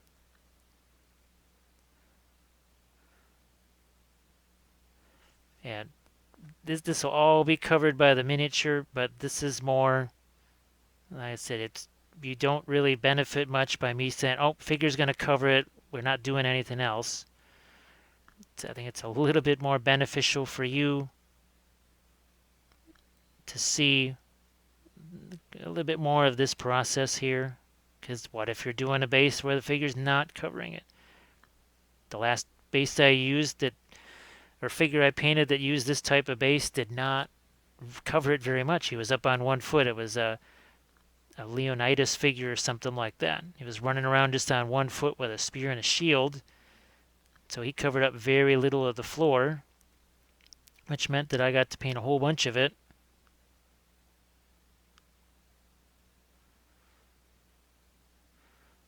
There we go. Now let's see what happens if we do try to fool around with some yellow here. Now, I don't want it to be like the glow, which means I want to avoid, yeah, see, it's kind of a dingy sort of a yellow there. We'll get that on this helmet here.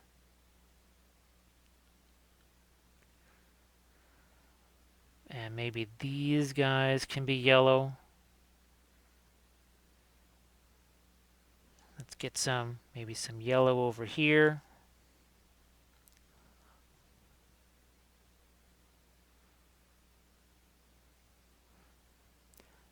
And then I can use those glazes to tone things down, make it look a little bit more stained instead of, well, why do we have a mosaic tile floor that looks like it was just freshly put down and yet it's all destroyed?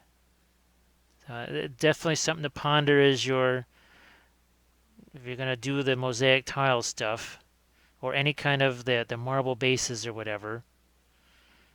Give it a little bit of thought and say, okay, if this floor is all destroyed, well, we have to somehow stain parts of it.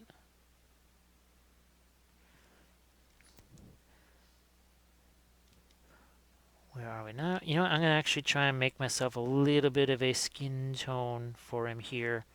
Let's see if we can do that. Oh, let me get back to the... Just wanted to make sure I still had my chat going there.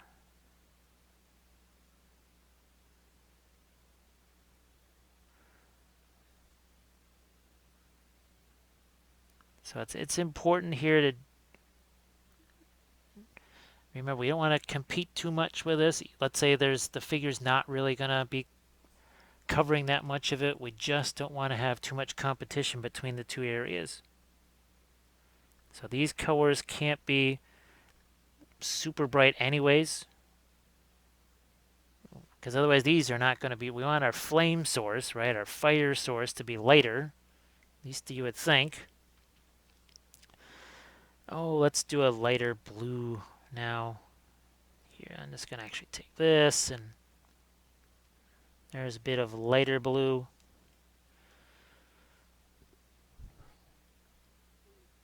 And now we're going to do this.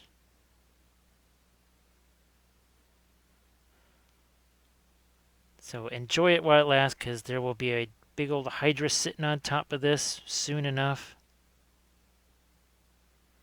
Like I say, I'll take pictures of this, and then we'll throw that up on Instagram there, and I also sometimes, now that I've discovered you can, well, you can, I think, only post one picture or whatever, but I actually will do posts now to the YouTube channel where you can, it's a picture of something that was painted, either a live session or whatever, most likely in a live session. Because when you watch the recorded videos, there's pictures in the video already for you to see.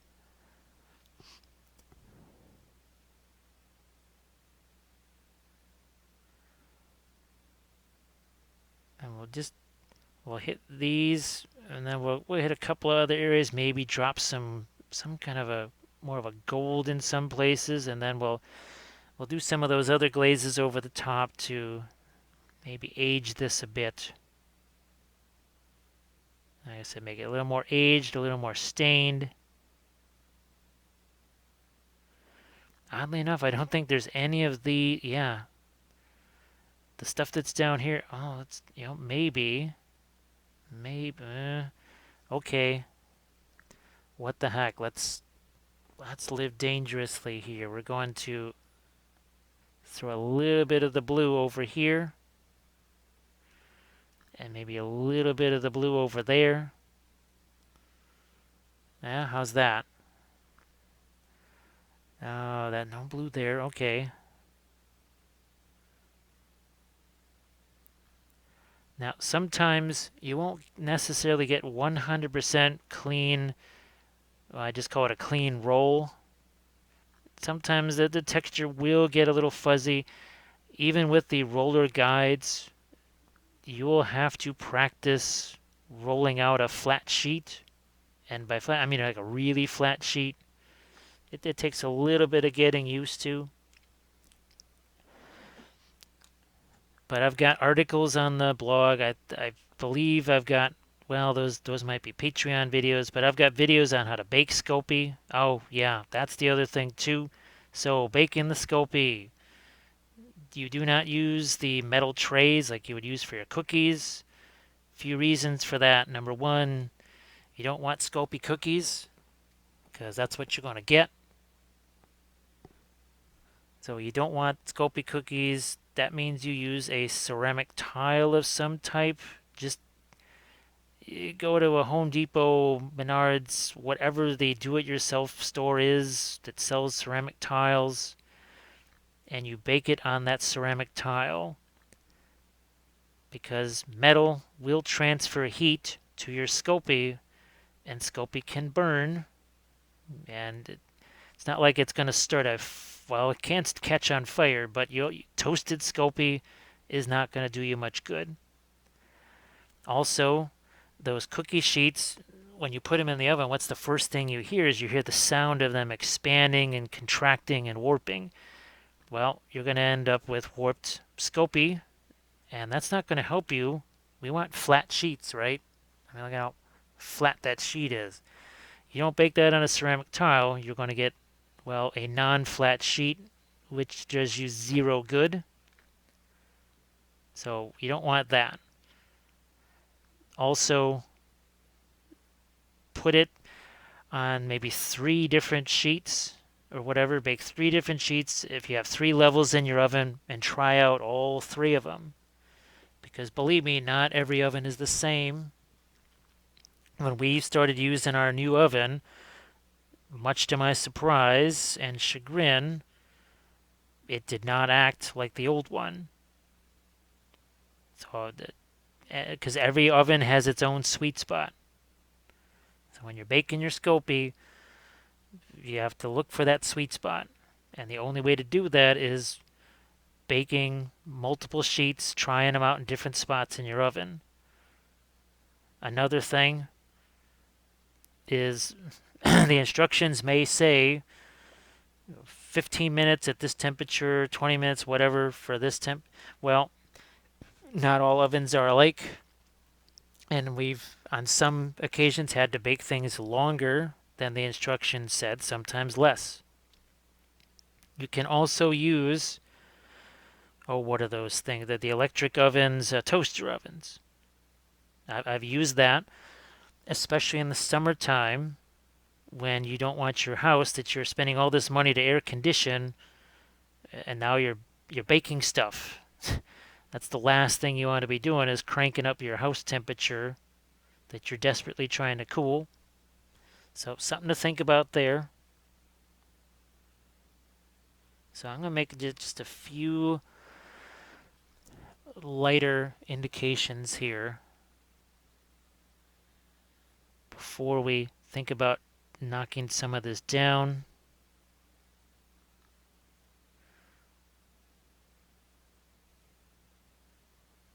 And boy, does this, it really makes the fiery stuff that much more fiery just by virtue of this blue here. And it's not terribly light, it's not terribly dark, but it's certainly a whole lot cooler than all that fiery color. And we'll go a little bit further with this. So I think I am not actually going to put any kind of grass or overgrowth on this thing. I was tempted to do some of that, maybe some leaves, but I'm thinking, nope, I'm just going to go with, there's so much fire and other stuff on this that, well, I think we'll just maybe leave that go. We got tons of other stuff to do anyways. Aha. Oh, look at that.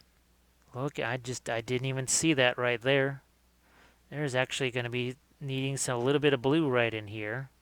I don't even know if you can see that. Just pardon me while I paint that in there. Didn't even see that.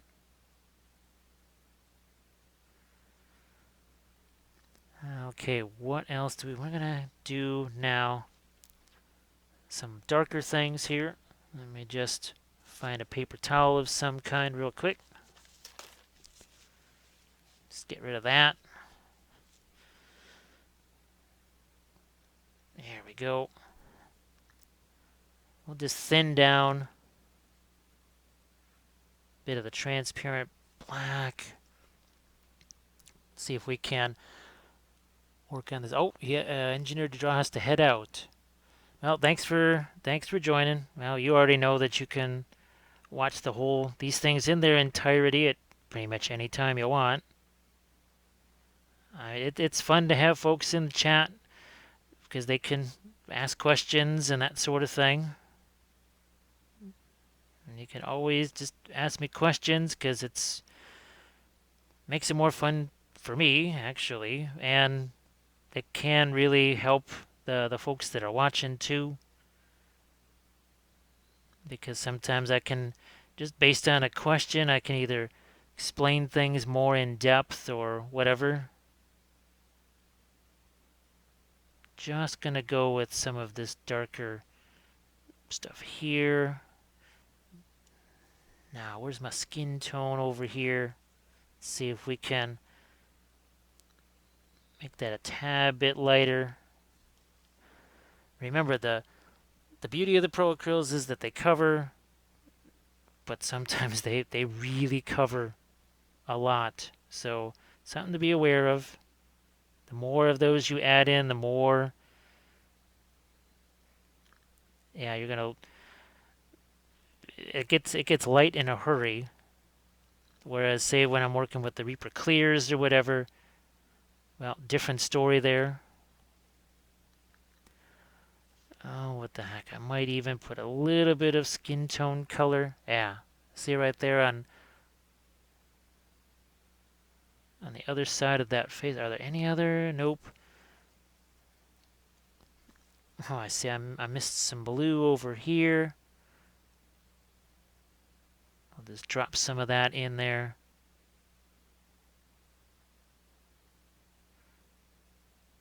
Like so. I think I still got some of my orange or yellow. Really more yellow. I'll throw that in right here.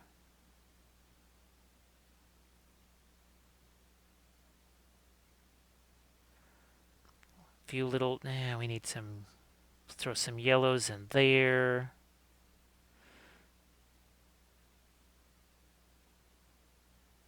maybe even in the hair, whatever. Let's see, we'll maybe take the skin tone another level lighter over here. Oh, thanks, Dominic. Much appreciated. Now, in a second, I'll grab the Hydra, which is going to go on top of this base. And sadly, mostly cover everything that you see me working on right at the moment. Where are you at? There you are. So think of all that fire there, and that's what's casting the light on this guy here. This is from Footsore Miniatures. It's part of a Kickstarter they're doing right now. So that'll be a I think it's a separate Instagram post there with pictures of the Hydra on this base, because I really do want people to see what this looks like all by itself. Yeah, let's go back into my green here. Oh, I'm going to grab a little yellow, make sure that doesn't get too pasty green.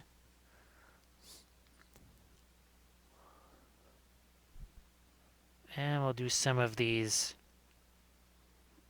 laurel leaves here. Now they're going to stand out from that backdrop now that I darken that down.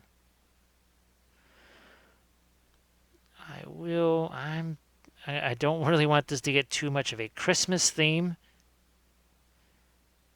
But I think I'm actually going to, yeah, I'll let those get a little bit lighter. Could have gone the other way too. I guess I could have had the stuff underneath be the lighter color, but if we're going with mosaic tiles that have been here and are kind of destroyed, well, you would have darker stuff in the seams and crevices anyways.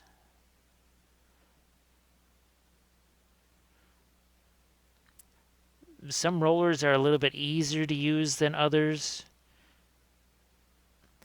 It almost seems like the more organic textures are the easiest ones to roll out. The ones that are more mechanical can be more difficult. Now, just think of one like this. While it's kind of organic, there's an awful lot of lines and sort of straight patterns on this. So as you can imagine, it's maybe a little bit on the difficult side managing to roll those and not distort them. Because remember, we're rolling out big old sheets. Here, let me get, you didn't really see a full size. So this is actually one of their newer rollers. This is the Chinese texture roller. I mean, look how big that is. And that's compared to my hand. So it's larger than my hand. That's the kind of thing that you can do with the Sculpey. Because I've got, I believe they're 12-inch ceramic tiles. And if I roll it on an angle, I can actually make them even a little bit bigger.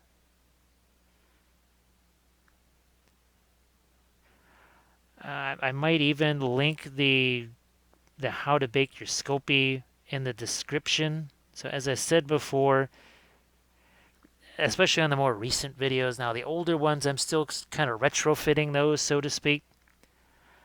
I try to put some information in the description for you. So if it's, well, where do I get Optilung paints or oil brushers, or where do I get the green stuff? Well, you get Green Stuff World products at Green Stuff World, so I don't think I'm going to put that in there.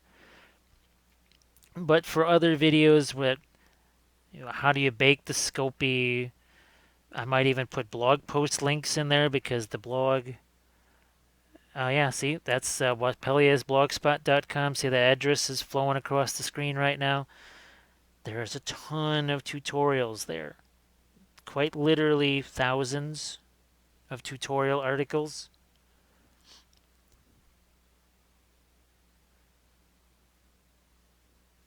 There, this is so much fun. I could just paint bases forever. Now I've got actually some other interesting bases that I'm doing for Patreon series. There's one that is going to be a waterfall. That's going to be a lot of fun. And I'm just going to snag that over here. Here we go. So this is another basing tutorial I did for the Patreon page, but that's a Mithril Miniatures Galadriel. And we're going to have a whole waterfall sort of coming down there. I think that's going to be a whole lot of fun. I've done a few small waterfall tutorial type things, but that'll be probably the biggest, at least as far as filming goes. That'll be the biggest of the waterfall tutorials that I've done. I have tons of snow and ice videos. Look at some of the war cry videos. I've got the foliage, the vellum foliage from Wicked Elf. I'll try and hit these just with a bit more green here. And I've got some Big Child Creatives figures. Oh, and I also have, oh gosh, what the heck are they? The Bushido. Well, that's more of a Japanese theme. Never mind. Thought it, yeah, oh well. But I can certainly use them on some of those Big Child Creative figures. And some of those are 75 mil.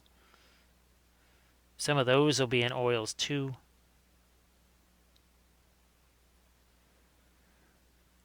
Yeah, let's get some. See if we can't get some gold on this guy here. Take maybe some of the purple here, and there we go. See that nifty brown that makes?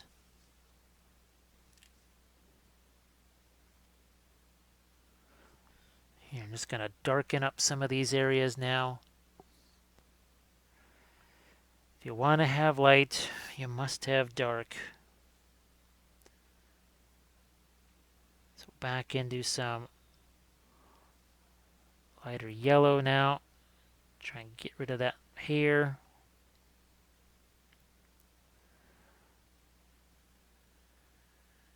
Give that a little bit of a crest there. It's sort of basically a hoplite helmet right here.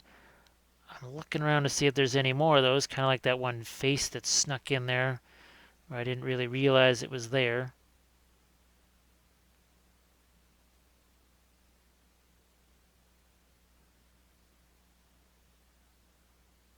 So give that a little bit of that lighter yellow, and now I think we'll hit some here. You can see how I just take this, it's basically a liner brush. I love my liner brush. You can see how much longer it is than those spotters. And basically, it's all in the name. That spotter is just going to give you little spots of paint. But the liner brush is going to let you do things like this, where you can just kind of do nice long brush strokes like that. Oh, let's go maybe a little bit lighter with that yellow. Turn around this way so I can get to it. We'll do a few more lighter elements here. Now, I did those with the green. I'm going to actually change those back to more of a, I think we're going to make a more of this yellow color here.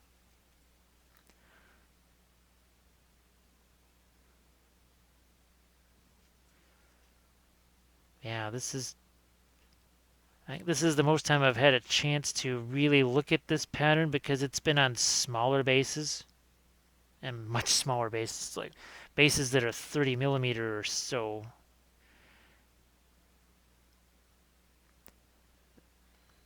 And the original, the tutorial on how I did this bait, that is part of the, again, part of the Patreon page there.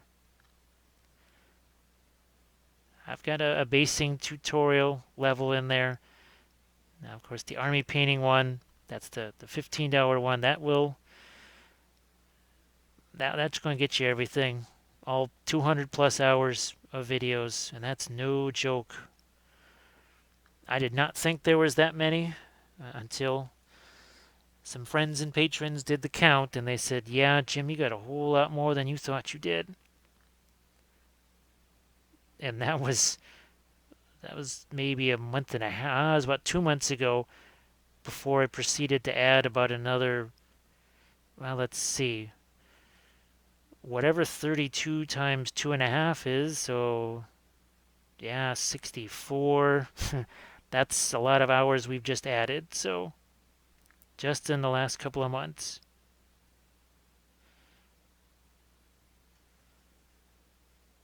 As I generally am doing somewhere between the live sessions and the other videos that are recorded, somewhere in the neighborhood of between 16 and 18, 19 videos a month. Pretty much, it is, wow. It even shocks me when I look at the number of videos there. And, well, as I just mentioned not that long ago, they have to be done because, well, there's commissions that need to be done, there's armies that need to be painted, and I try to basically film as much of it as I can for you guys. Sometimes it's not always practical.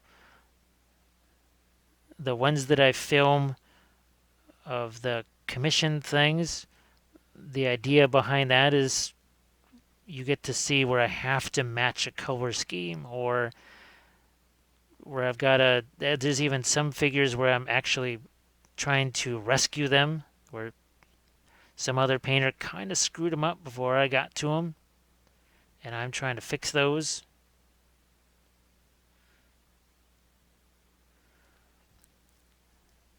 Let's see, we need to. Yeah, looking at that. All right. Might go with the even a touch more of the lighter ivory in just a couple of places here. Not everywhere. See, just a few isolated spots. And when you got these sort of tiles like this, you can see I'm not going to pick out every single one equally. I'm going to pick out a few individual. And that was kind of the point with the Mosaic tiles, is that they would put a few of those in there and make those a little bit more irregular, because the ones that were set in sort of at an angle, well, that would reflect some light.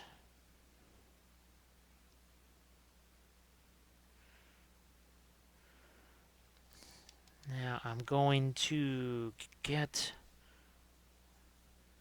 an even lighter blue in here for some of these guys.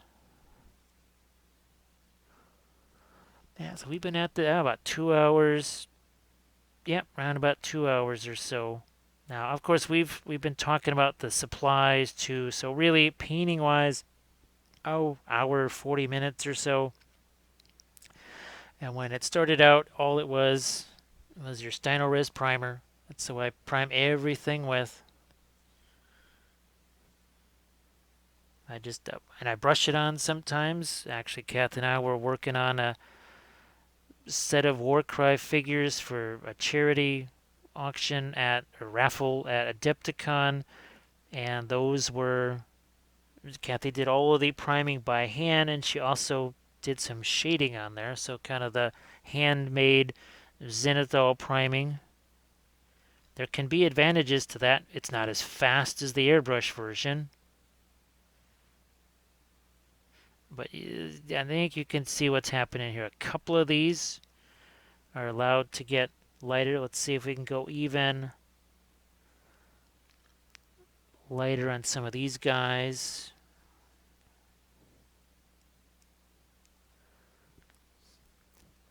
A little bit lighter on one or two.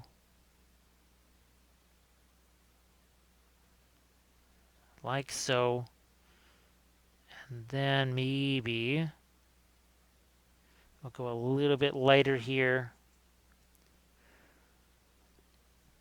on this little pattern of our blue. In some places, not everywhere. Definitely not everywhere, just in a few spots. Sometimes, let's say you get kind of a roll that doesn't necessarily come out super fantastic. Well, that's where you break it, or that's where you put some leaves over it, or that's where you put the miniature. So even if you don't get a perfect roll on your sheet of Sculpey, it doesn't mean that your whole piece is done. Just roll with it. No pun intended. Or was that intended? It might have been.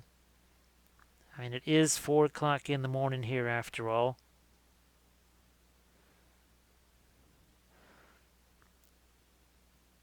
Fortunately, the Super Bowl chow had a lot of protein in it.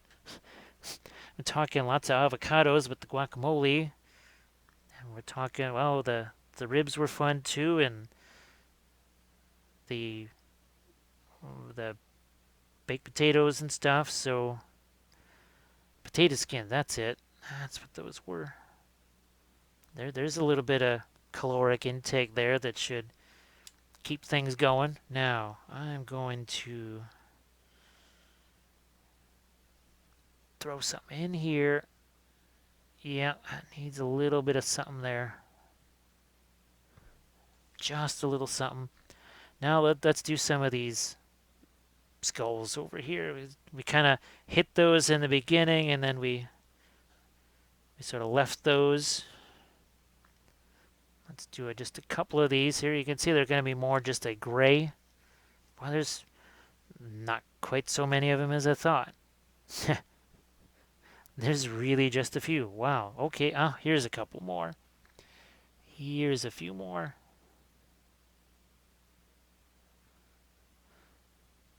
And like I said early on, with skulls that are supposed to be sort of old and whatever, unless they're out in the desert getting nice suntan, you're looking for them not to be that whole bleach bone thing. That is not what you're looking for with your skulls.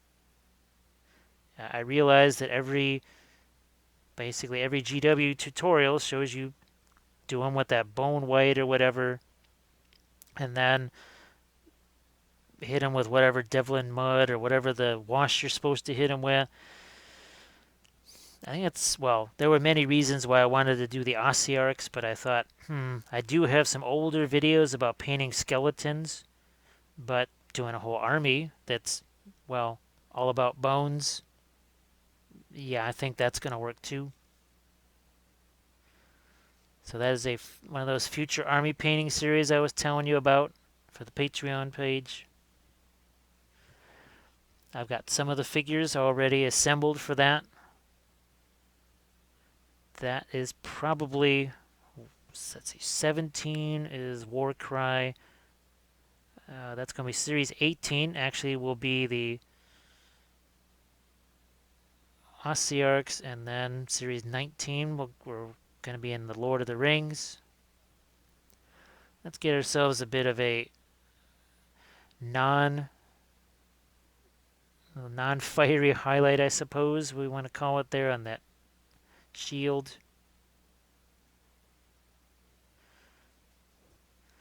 And don't be afraid to just take your finger and sometimes just wipe things away. Alright, so we have done you know what, I'm going to actually do the same thing. I almost forgot. Here, let's take this red. And let's just make ourselves a couple of lighter things here. I almost forgot the red. Let's turn this around. So you can see the difference in the temperature of the reds.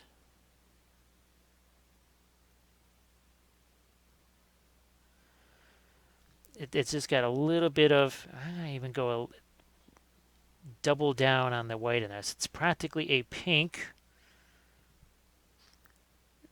but I wanted to have a red that's not like the fiery red that's out here. We're trying to get some separation there. Let's do a little bit more. Just as we did with some of the other little tiles here, we're just going to do a few, and we'll spread them out here and there. Some lighter. Just leave some that darker red. Here we go. And I'm going to get back to the miniature here. So this is what's going to be sitting on that top part there. It's going to be him. So that's your Hydra right there. Again, from Footsore Miniatures, Kickstarter. Oh, what did it start last week? That's, well, Kickstarters usually have to start sometime. I don't, actually, I'd have to look at the, I can take you to the website again in a little bit to see when it ends. And if it's one of those 30-day ones, 28 days. But in any case, they sent me the Hydra to paint and play with, and that's been, it's a resin figure. It does have a number of pieces, obviously, because you got all those heads. They make it for something that could have been very painful to assemble. They make it as easy as possible. All of the each head has just assigned a letter name, and each piece has the corresponding one that goes with it. It's right there on the sprue. Now, if the pieces break off the sprue, then you don't know what the letters are. That could be a little confusing, but fortunately, the one I had, anything that had a letter identifying what piece it was, they were still attached to those sprues. Kind of like what Forge World does, well, at least now they do, where they'll have, okay, this piece goes with this assembly, so it gets a number or a letter or whatever.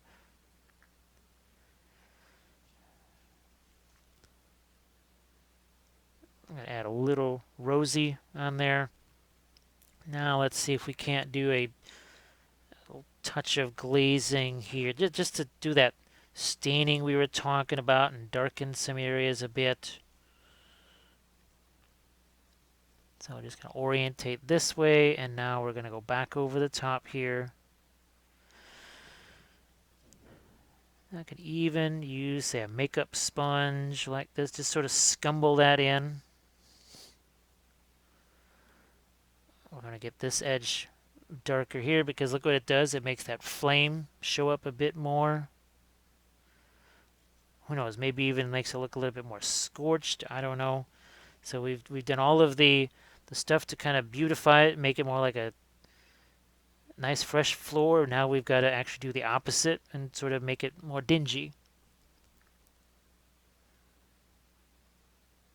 It's easier to do it this way. Just start with the floor, kind of more in a pristine state, and then kind of go over the top like this. And you can already see the impact that's having. Here, we'll get some back here now. And I can wipe some of it away too. I'm really going to focus especially along the edges here with the staining. As yeah, some of those brighter squares, those start to stand out a bit more now. Oh, this needs it here too.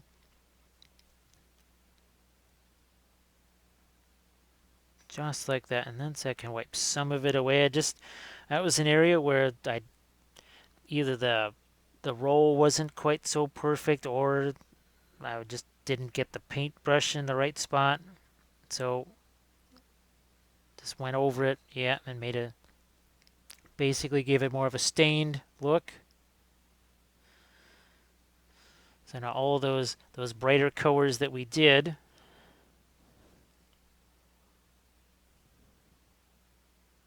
there we are, some more. Yeah, we'll do a few more of these too. We're gonna maybe even some more on this face there. Yeah, the main reason I am not going just berserk with super hyper detail on this part of it is that big old Hydra going to be sitting right here. And essentially, you will see virtually none of this. It maybe you will. There's actually some, I don't know, I think there are some, maybe there's not, oh, never mind. I thought I'd already put those on Instagram. They're on the video. So there is a video. It's a basing video. It's maybe an hour-ish long. It shows how I actually made this thing from start to finish. Talks about the materials. It's again one of my Patreon videos. Yeah, it's so much fun when you get to here. Let's hit this piece down here also. Let's not forget that one. And then I'm going to take a little touch of red in here. A little touch of red. Where are we at here? And I'm just going to hit this. Darken that down. We're going to hit this. Darken that down. Over here, we are just going to whack that with some kind of a glaze color here. Boom, and just knock that down. Just make it dark. I'm going to do the same thing over here. Like so. So now we've got even a little bit more of a transition there. I'm going to grab some of this red here. And now we can maybe even tone down a bit of this over here. This is where we really start to kind of manage the rest of the base as a whole. Over here, you know what? I'm going to sneak in, if I can, just a couple little dots of blue over here. I mean, just really sneak those in. That's it. I'm going to wipe some of that away. I could have done this with weathering powders, what I've done up here to sort of give it that stained look or whatever. Now that you can do a couple different things, and I've got again basing tutorials that show using the weathering powder as sort of a glaze, mixing it with the rubbing alcohol, but you can also mix it with pigment fixer. Now the difference is you do it with pigment fixer, well, it is now in place and it's not going anywhere. So just that's something to keep in mind if you're going to do that sort of glazing with the weathering powders with the pigment fixer. It's going to lock it in place, which is great. The potential downside is, well, if you need to move it around or manipulate it, you can. So I'm doing the same thing here, just darkening down that as it moves away from my light. Oh, let's see. We got some of this orange here still, maybe. Yeah. I grab a touch of this. Again, that's the ProAcryl transparent paints if you're wondering what paint we're using here. A couple of contrast paints also were in the mix. Just a few.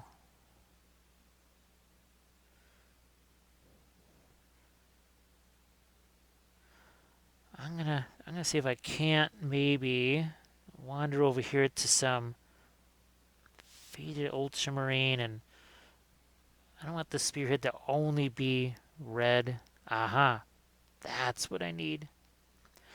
So it gives it the slightest touch of blue. It's darn near a purple.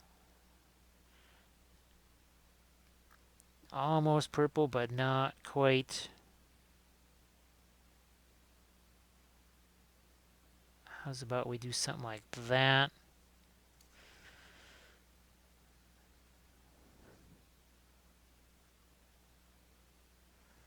Yeah, I needed a little bit of a color change there. However, here I actually need to throw in, we're going to do that same faded ultramarine there.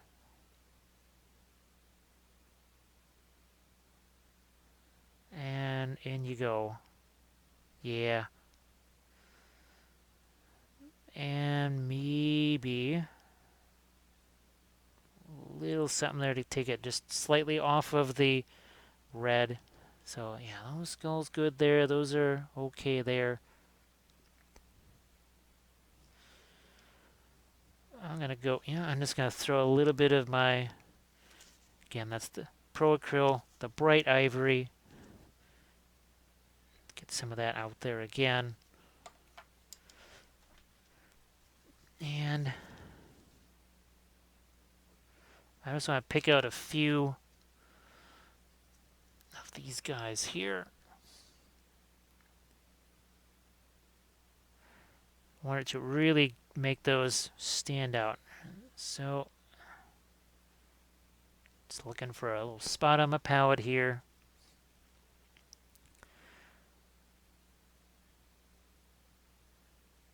Just a couple of these.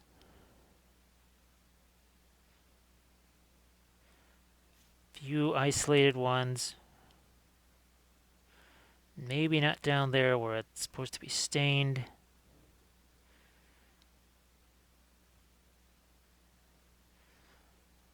And I think, yeah, see how that brings out just a couple there? It's a classical thing. Anything when you're doing stuff with the Mosaic tile, you've got to have something like that because that's what gives them that glint.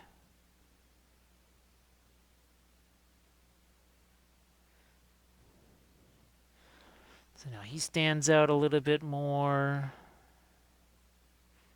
Let's see what we can do on this guy over here.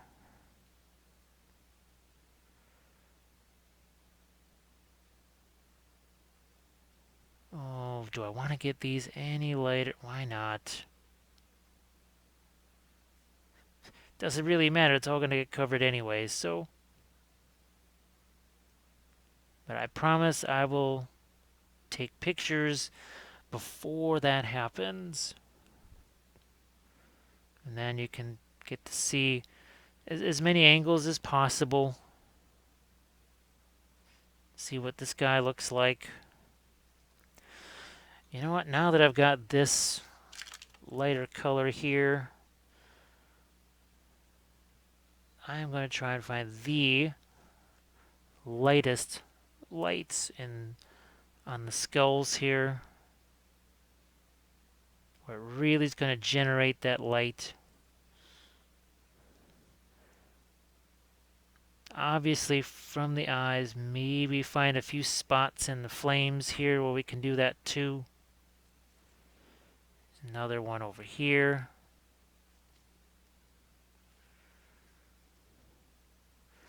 I think I need to, yeah, along the edge of this spear here. There we go. I mean, if it's supposed to be metal, it better have some kind of a sharp edge to it. Now, I think, yeah, let's go back here. We got some of this orange now.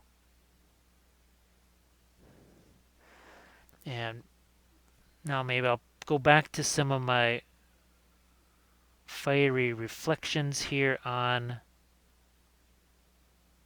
the floor, because we started out with this. Now we're going to maybe complete this, I think. Because we've been at, what, 2.5? Yeah, 2 hours, 23 minutes. And we actually haven't played with this in probably a good hour-ish or so.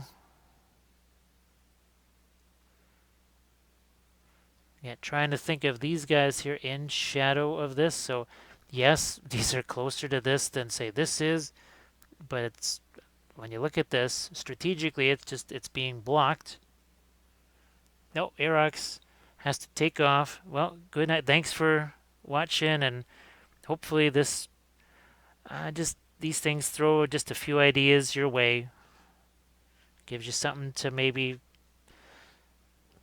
a project where you go, I sort of like that Greek-themed roller, but I need I need some kind of an idea for it. I don't know, maybe what are those guys? The Stormcast Eternals, right? You could base those on this. There's a Roman theme. It's an Arabic, a Chinese, a Roman, a million different types of cobblestone roads and brick textures. And there's sci-fi textures too. There's all kinds of different deck plating textures. And then there's also the, what are those? The texture sheets that I love so much.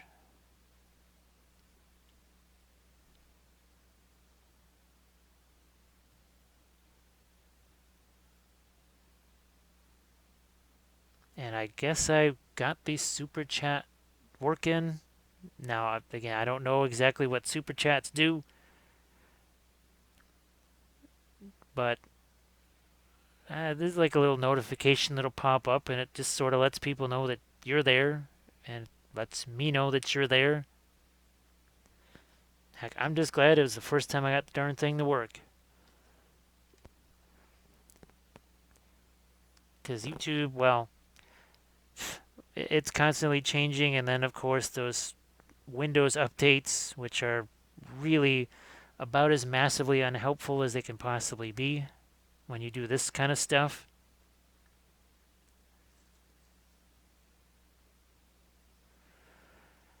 All right, I've got to decide something over here, because if that's supposed to be fire over there,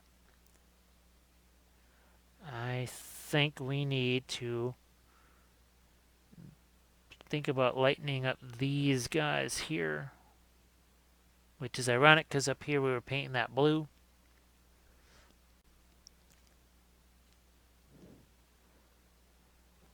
How far do you extend? That becomes the question now. The miniature itself, that in some ways decides for me.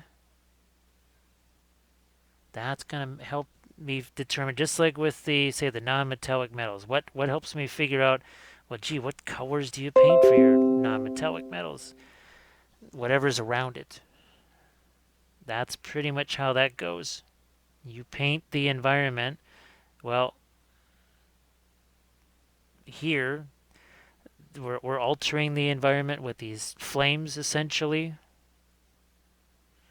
Now here, I think I'm gonna throw some fresh fluorescent paints out here real quick. It's gonna make sure that's not gonna shoot all over the place. There, I don't need a whole bunch. I'm just gonna get me a drink here too. 1 second.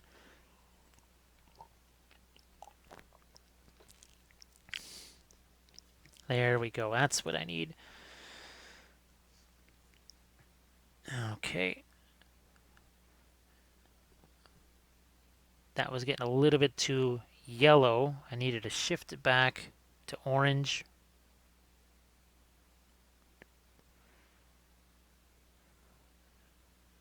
Same thing here.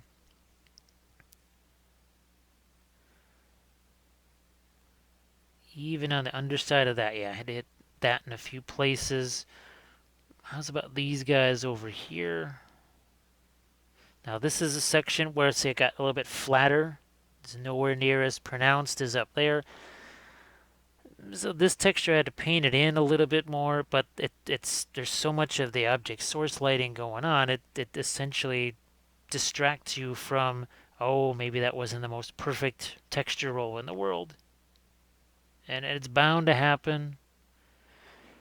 Even when you've tried it a million times and you really know that you got to be aware of it, it still can be a problem sometimes. You really have to concentrate. And you have to do it fast, but not too fast. I know that sounds like hedging my bets, but that's kind of how it is. If you just do it too fast, the roller can slide. Lots of unfortunate things can happen.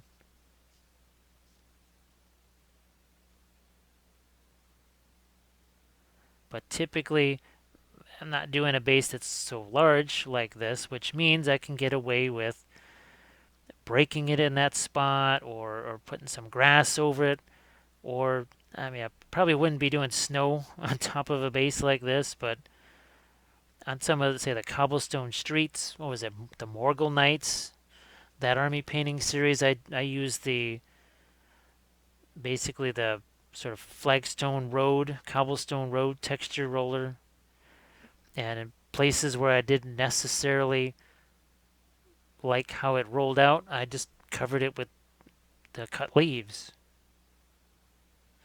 So this is where I started to take that orange and start to use it more as a glaze to actually darken things, as opposed to, in the initial phase of this is where anytime I put it down, it lightened the thing. Now here we're actually looking to go sort of the opposite way in some areas here to darken stuff down. Oh, thanks, Steve. Much appreciated. Now, I don't know if you got to see the critter that goes on top of this base right here. So, ye old Hydra. And we're doing, obviously, continuing the object source lighting on that. I believe this was my last live session, so if you haven't already seen that, you can check that out. And obviously, we're going to do one more session to finish him off and then get him on this base for the big finale. I'm looking forward to that. I love doing bases like this. And look at how much height there is. I don't think I've held it this way too often. Lots of height there. And that was kind of intentional when I did the video for the basing part of this. And I was basically having a conversation with myself on camera. And I said, "Self, you need to make this thing kind of raised up so that it looks like it's towering over whoever might be Indiana Jones in this cavern or whatever this is." Maybe I just did something for the first time there. I'm not sure anybody's actually used Indiana Jones as a verb. Well, well, can't really do that as a t-shirt worthy phrase. That'll get me in trouble. Can maybe make a sticker out of it, though. So what was it? Leroy Jenkins, that's right. I remember not having any clue what the heck that was until Kathy played that video for me. So see that transfers real nice there into an area that doesn't quite have the lava and such, or the lava glow.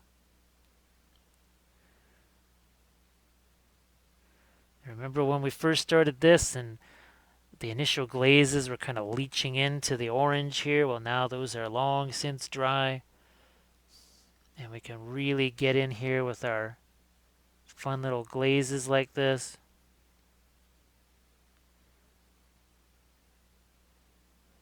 I'm going to give that just a hint of a glow out there.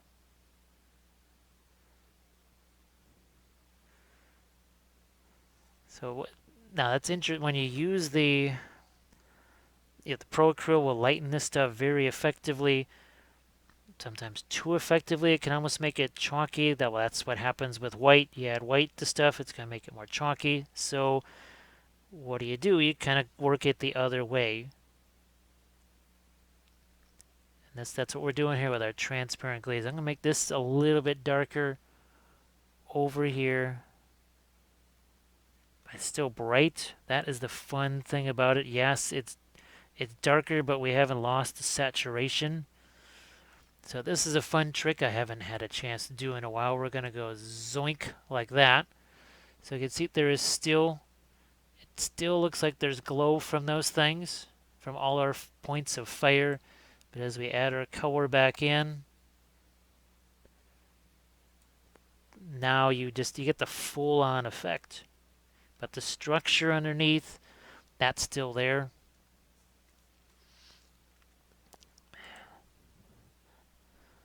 Now, this is again, see that's got a little more of the the red in it. It's red mixed with the fluorescent yellow, or fluorescent orange, sorry. And you say, well, okay, why would I use the fluorescent paint? I never intend to do object source lighting. Well, that's fine.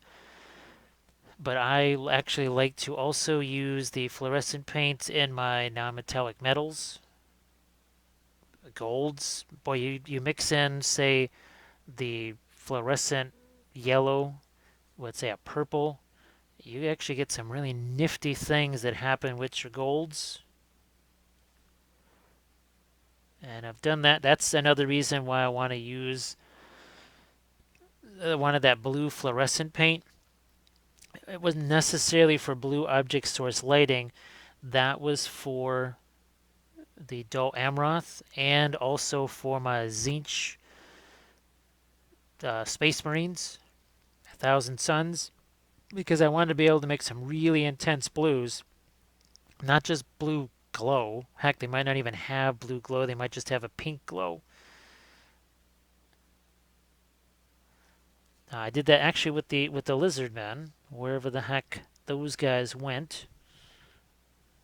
Here, let's see if we can find some of them. Yeah, so even on some of these guys there's actually fluorescent green in the armor. There's fluorescent yellow in the armor there. Oh, hey, Kim. All right, so Kim hasn't had a chance to see this guy with all his extra heads. We did this already in one live session, so you can check that out. I'll either link this in the description, but here is, I think now you can kind of get, there you go. You can kind of see what's going to happen right there. And this is from Footsore here. I'm just gonna find, there it is. So there he is. So that's obviously a little bit different theme right there. But that is the Mortal Gods Mythic Kickstarter. And the base here, this is a Green Stuff World texture roller. Here we got a Chinese themed texture. Oh my gosh, they've probably got 30 of these by now, maybe even more. Even I don't have them all. I'm pretty sure there's still a few that I'm missing. Oh, they just did a new one, Tank Treads. That's the new one they just did. I guess I'm going to have to snag me that one.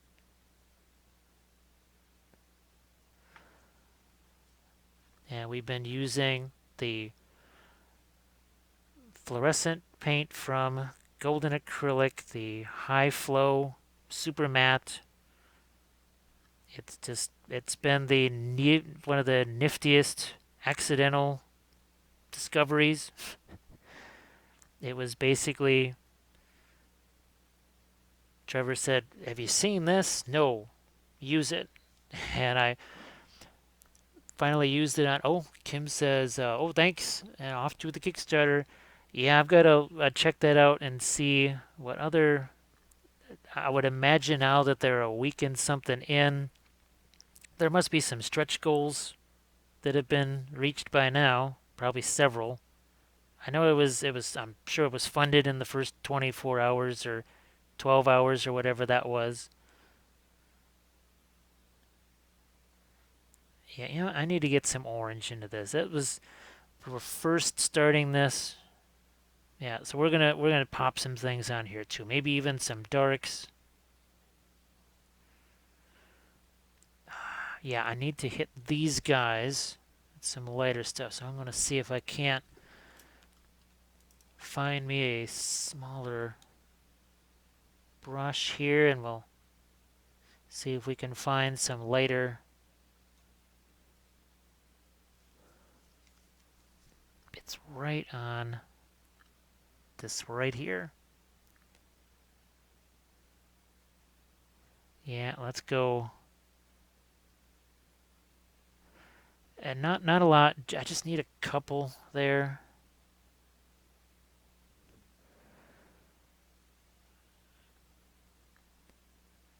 Aha. Okay. Oh, yeah. I'm looking at this over here. It's like how, okay, we got a shadow from this, but this needs to be shining over here. So let's get some. All right, we're gonna go back. Gonna work backwards here a little bit, and this is why I wanted to get into that so early on. Remember, because sometimes you don't necessarily see every single spot that's gonna get. But look at how translucent this can be. You've seen it covered really well, right?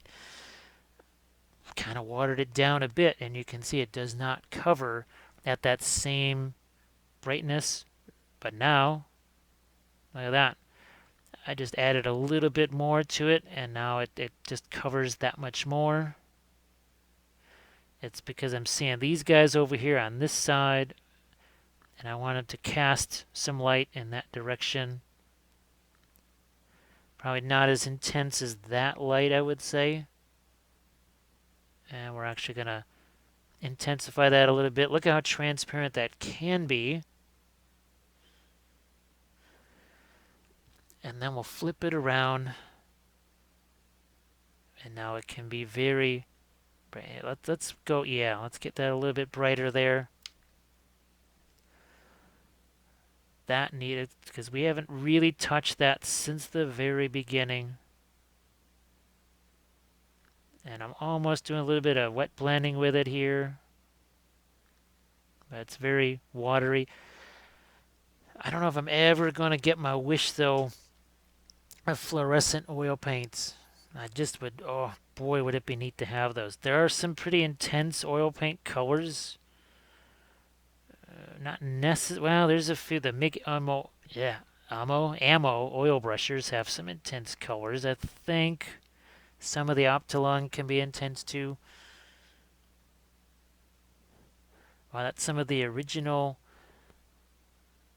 that original yellow that we made a long time ago. Man.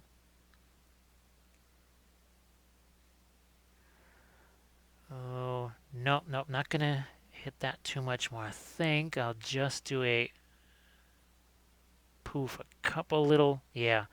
I'm just trying to get that lined up with that flame that's supposed to be there.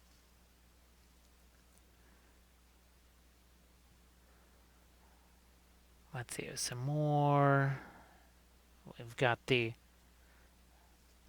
some of that kind of white hot color in the eyes now. There. And there. As we kind of drop that down, you can see some of the brightness. And the shield here and these columns, those also from Green Stuff World. And basically it's almost like a bit of companion terrain. A bit of companion terrain to the texture rollers.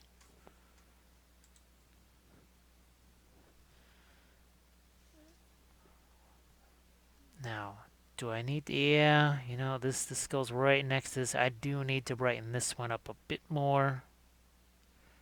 Just on this side that's facing the flames here.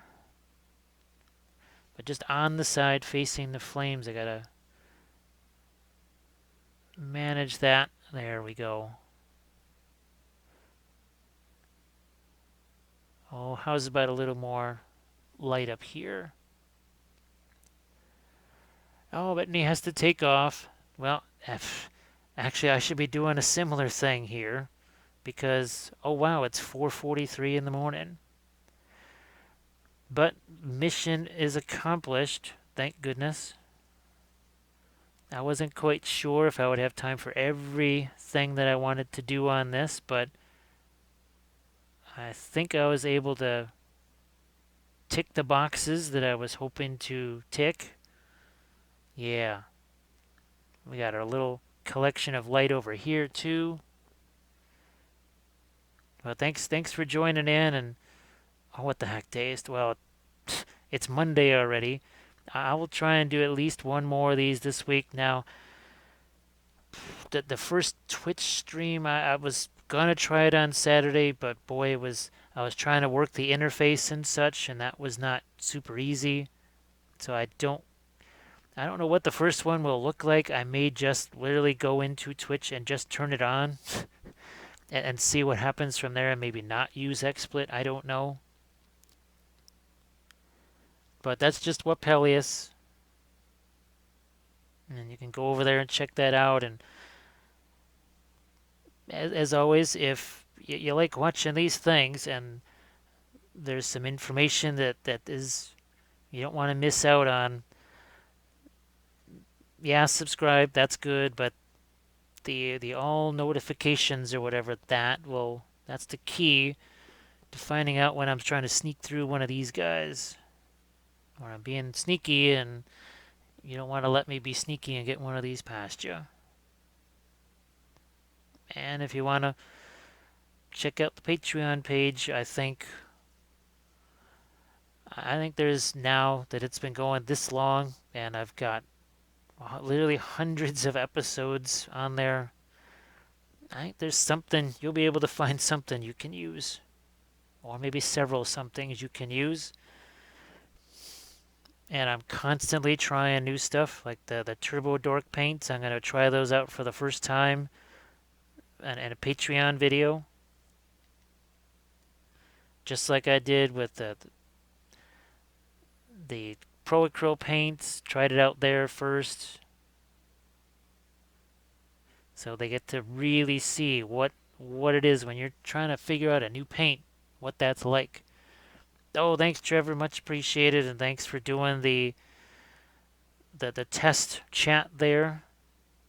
I think I may have figured something out, a much easier way of getting into that chat thing and manipulating it. So I think that could be helpful moving forward. So thanks again. Yeah, and just a few last little touches there just to darken that down. Look at the difference that makes. So here we go. There's our base. That's all done. And I will catch you guys later this week on the next episode. Yeah, you can drop a like on this if you thought this was fun. That's appreciated too. So I will catch you guys later. Thanks again.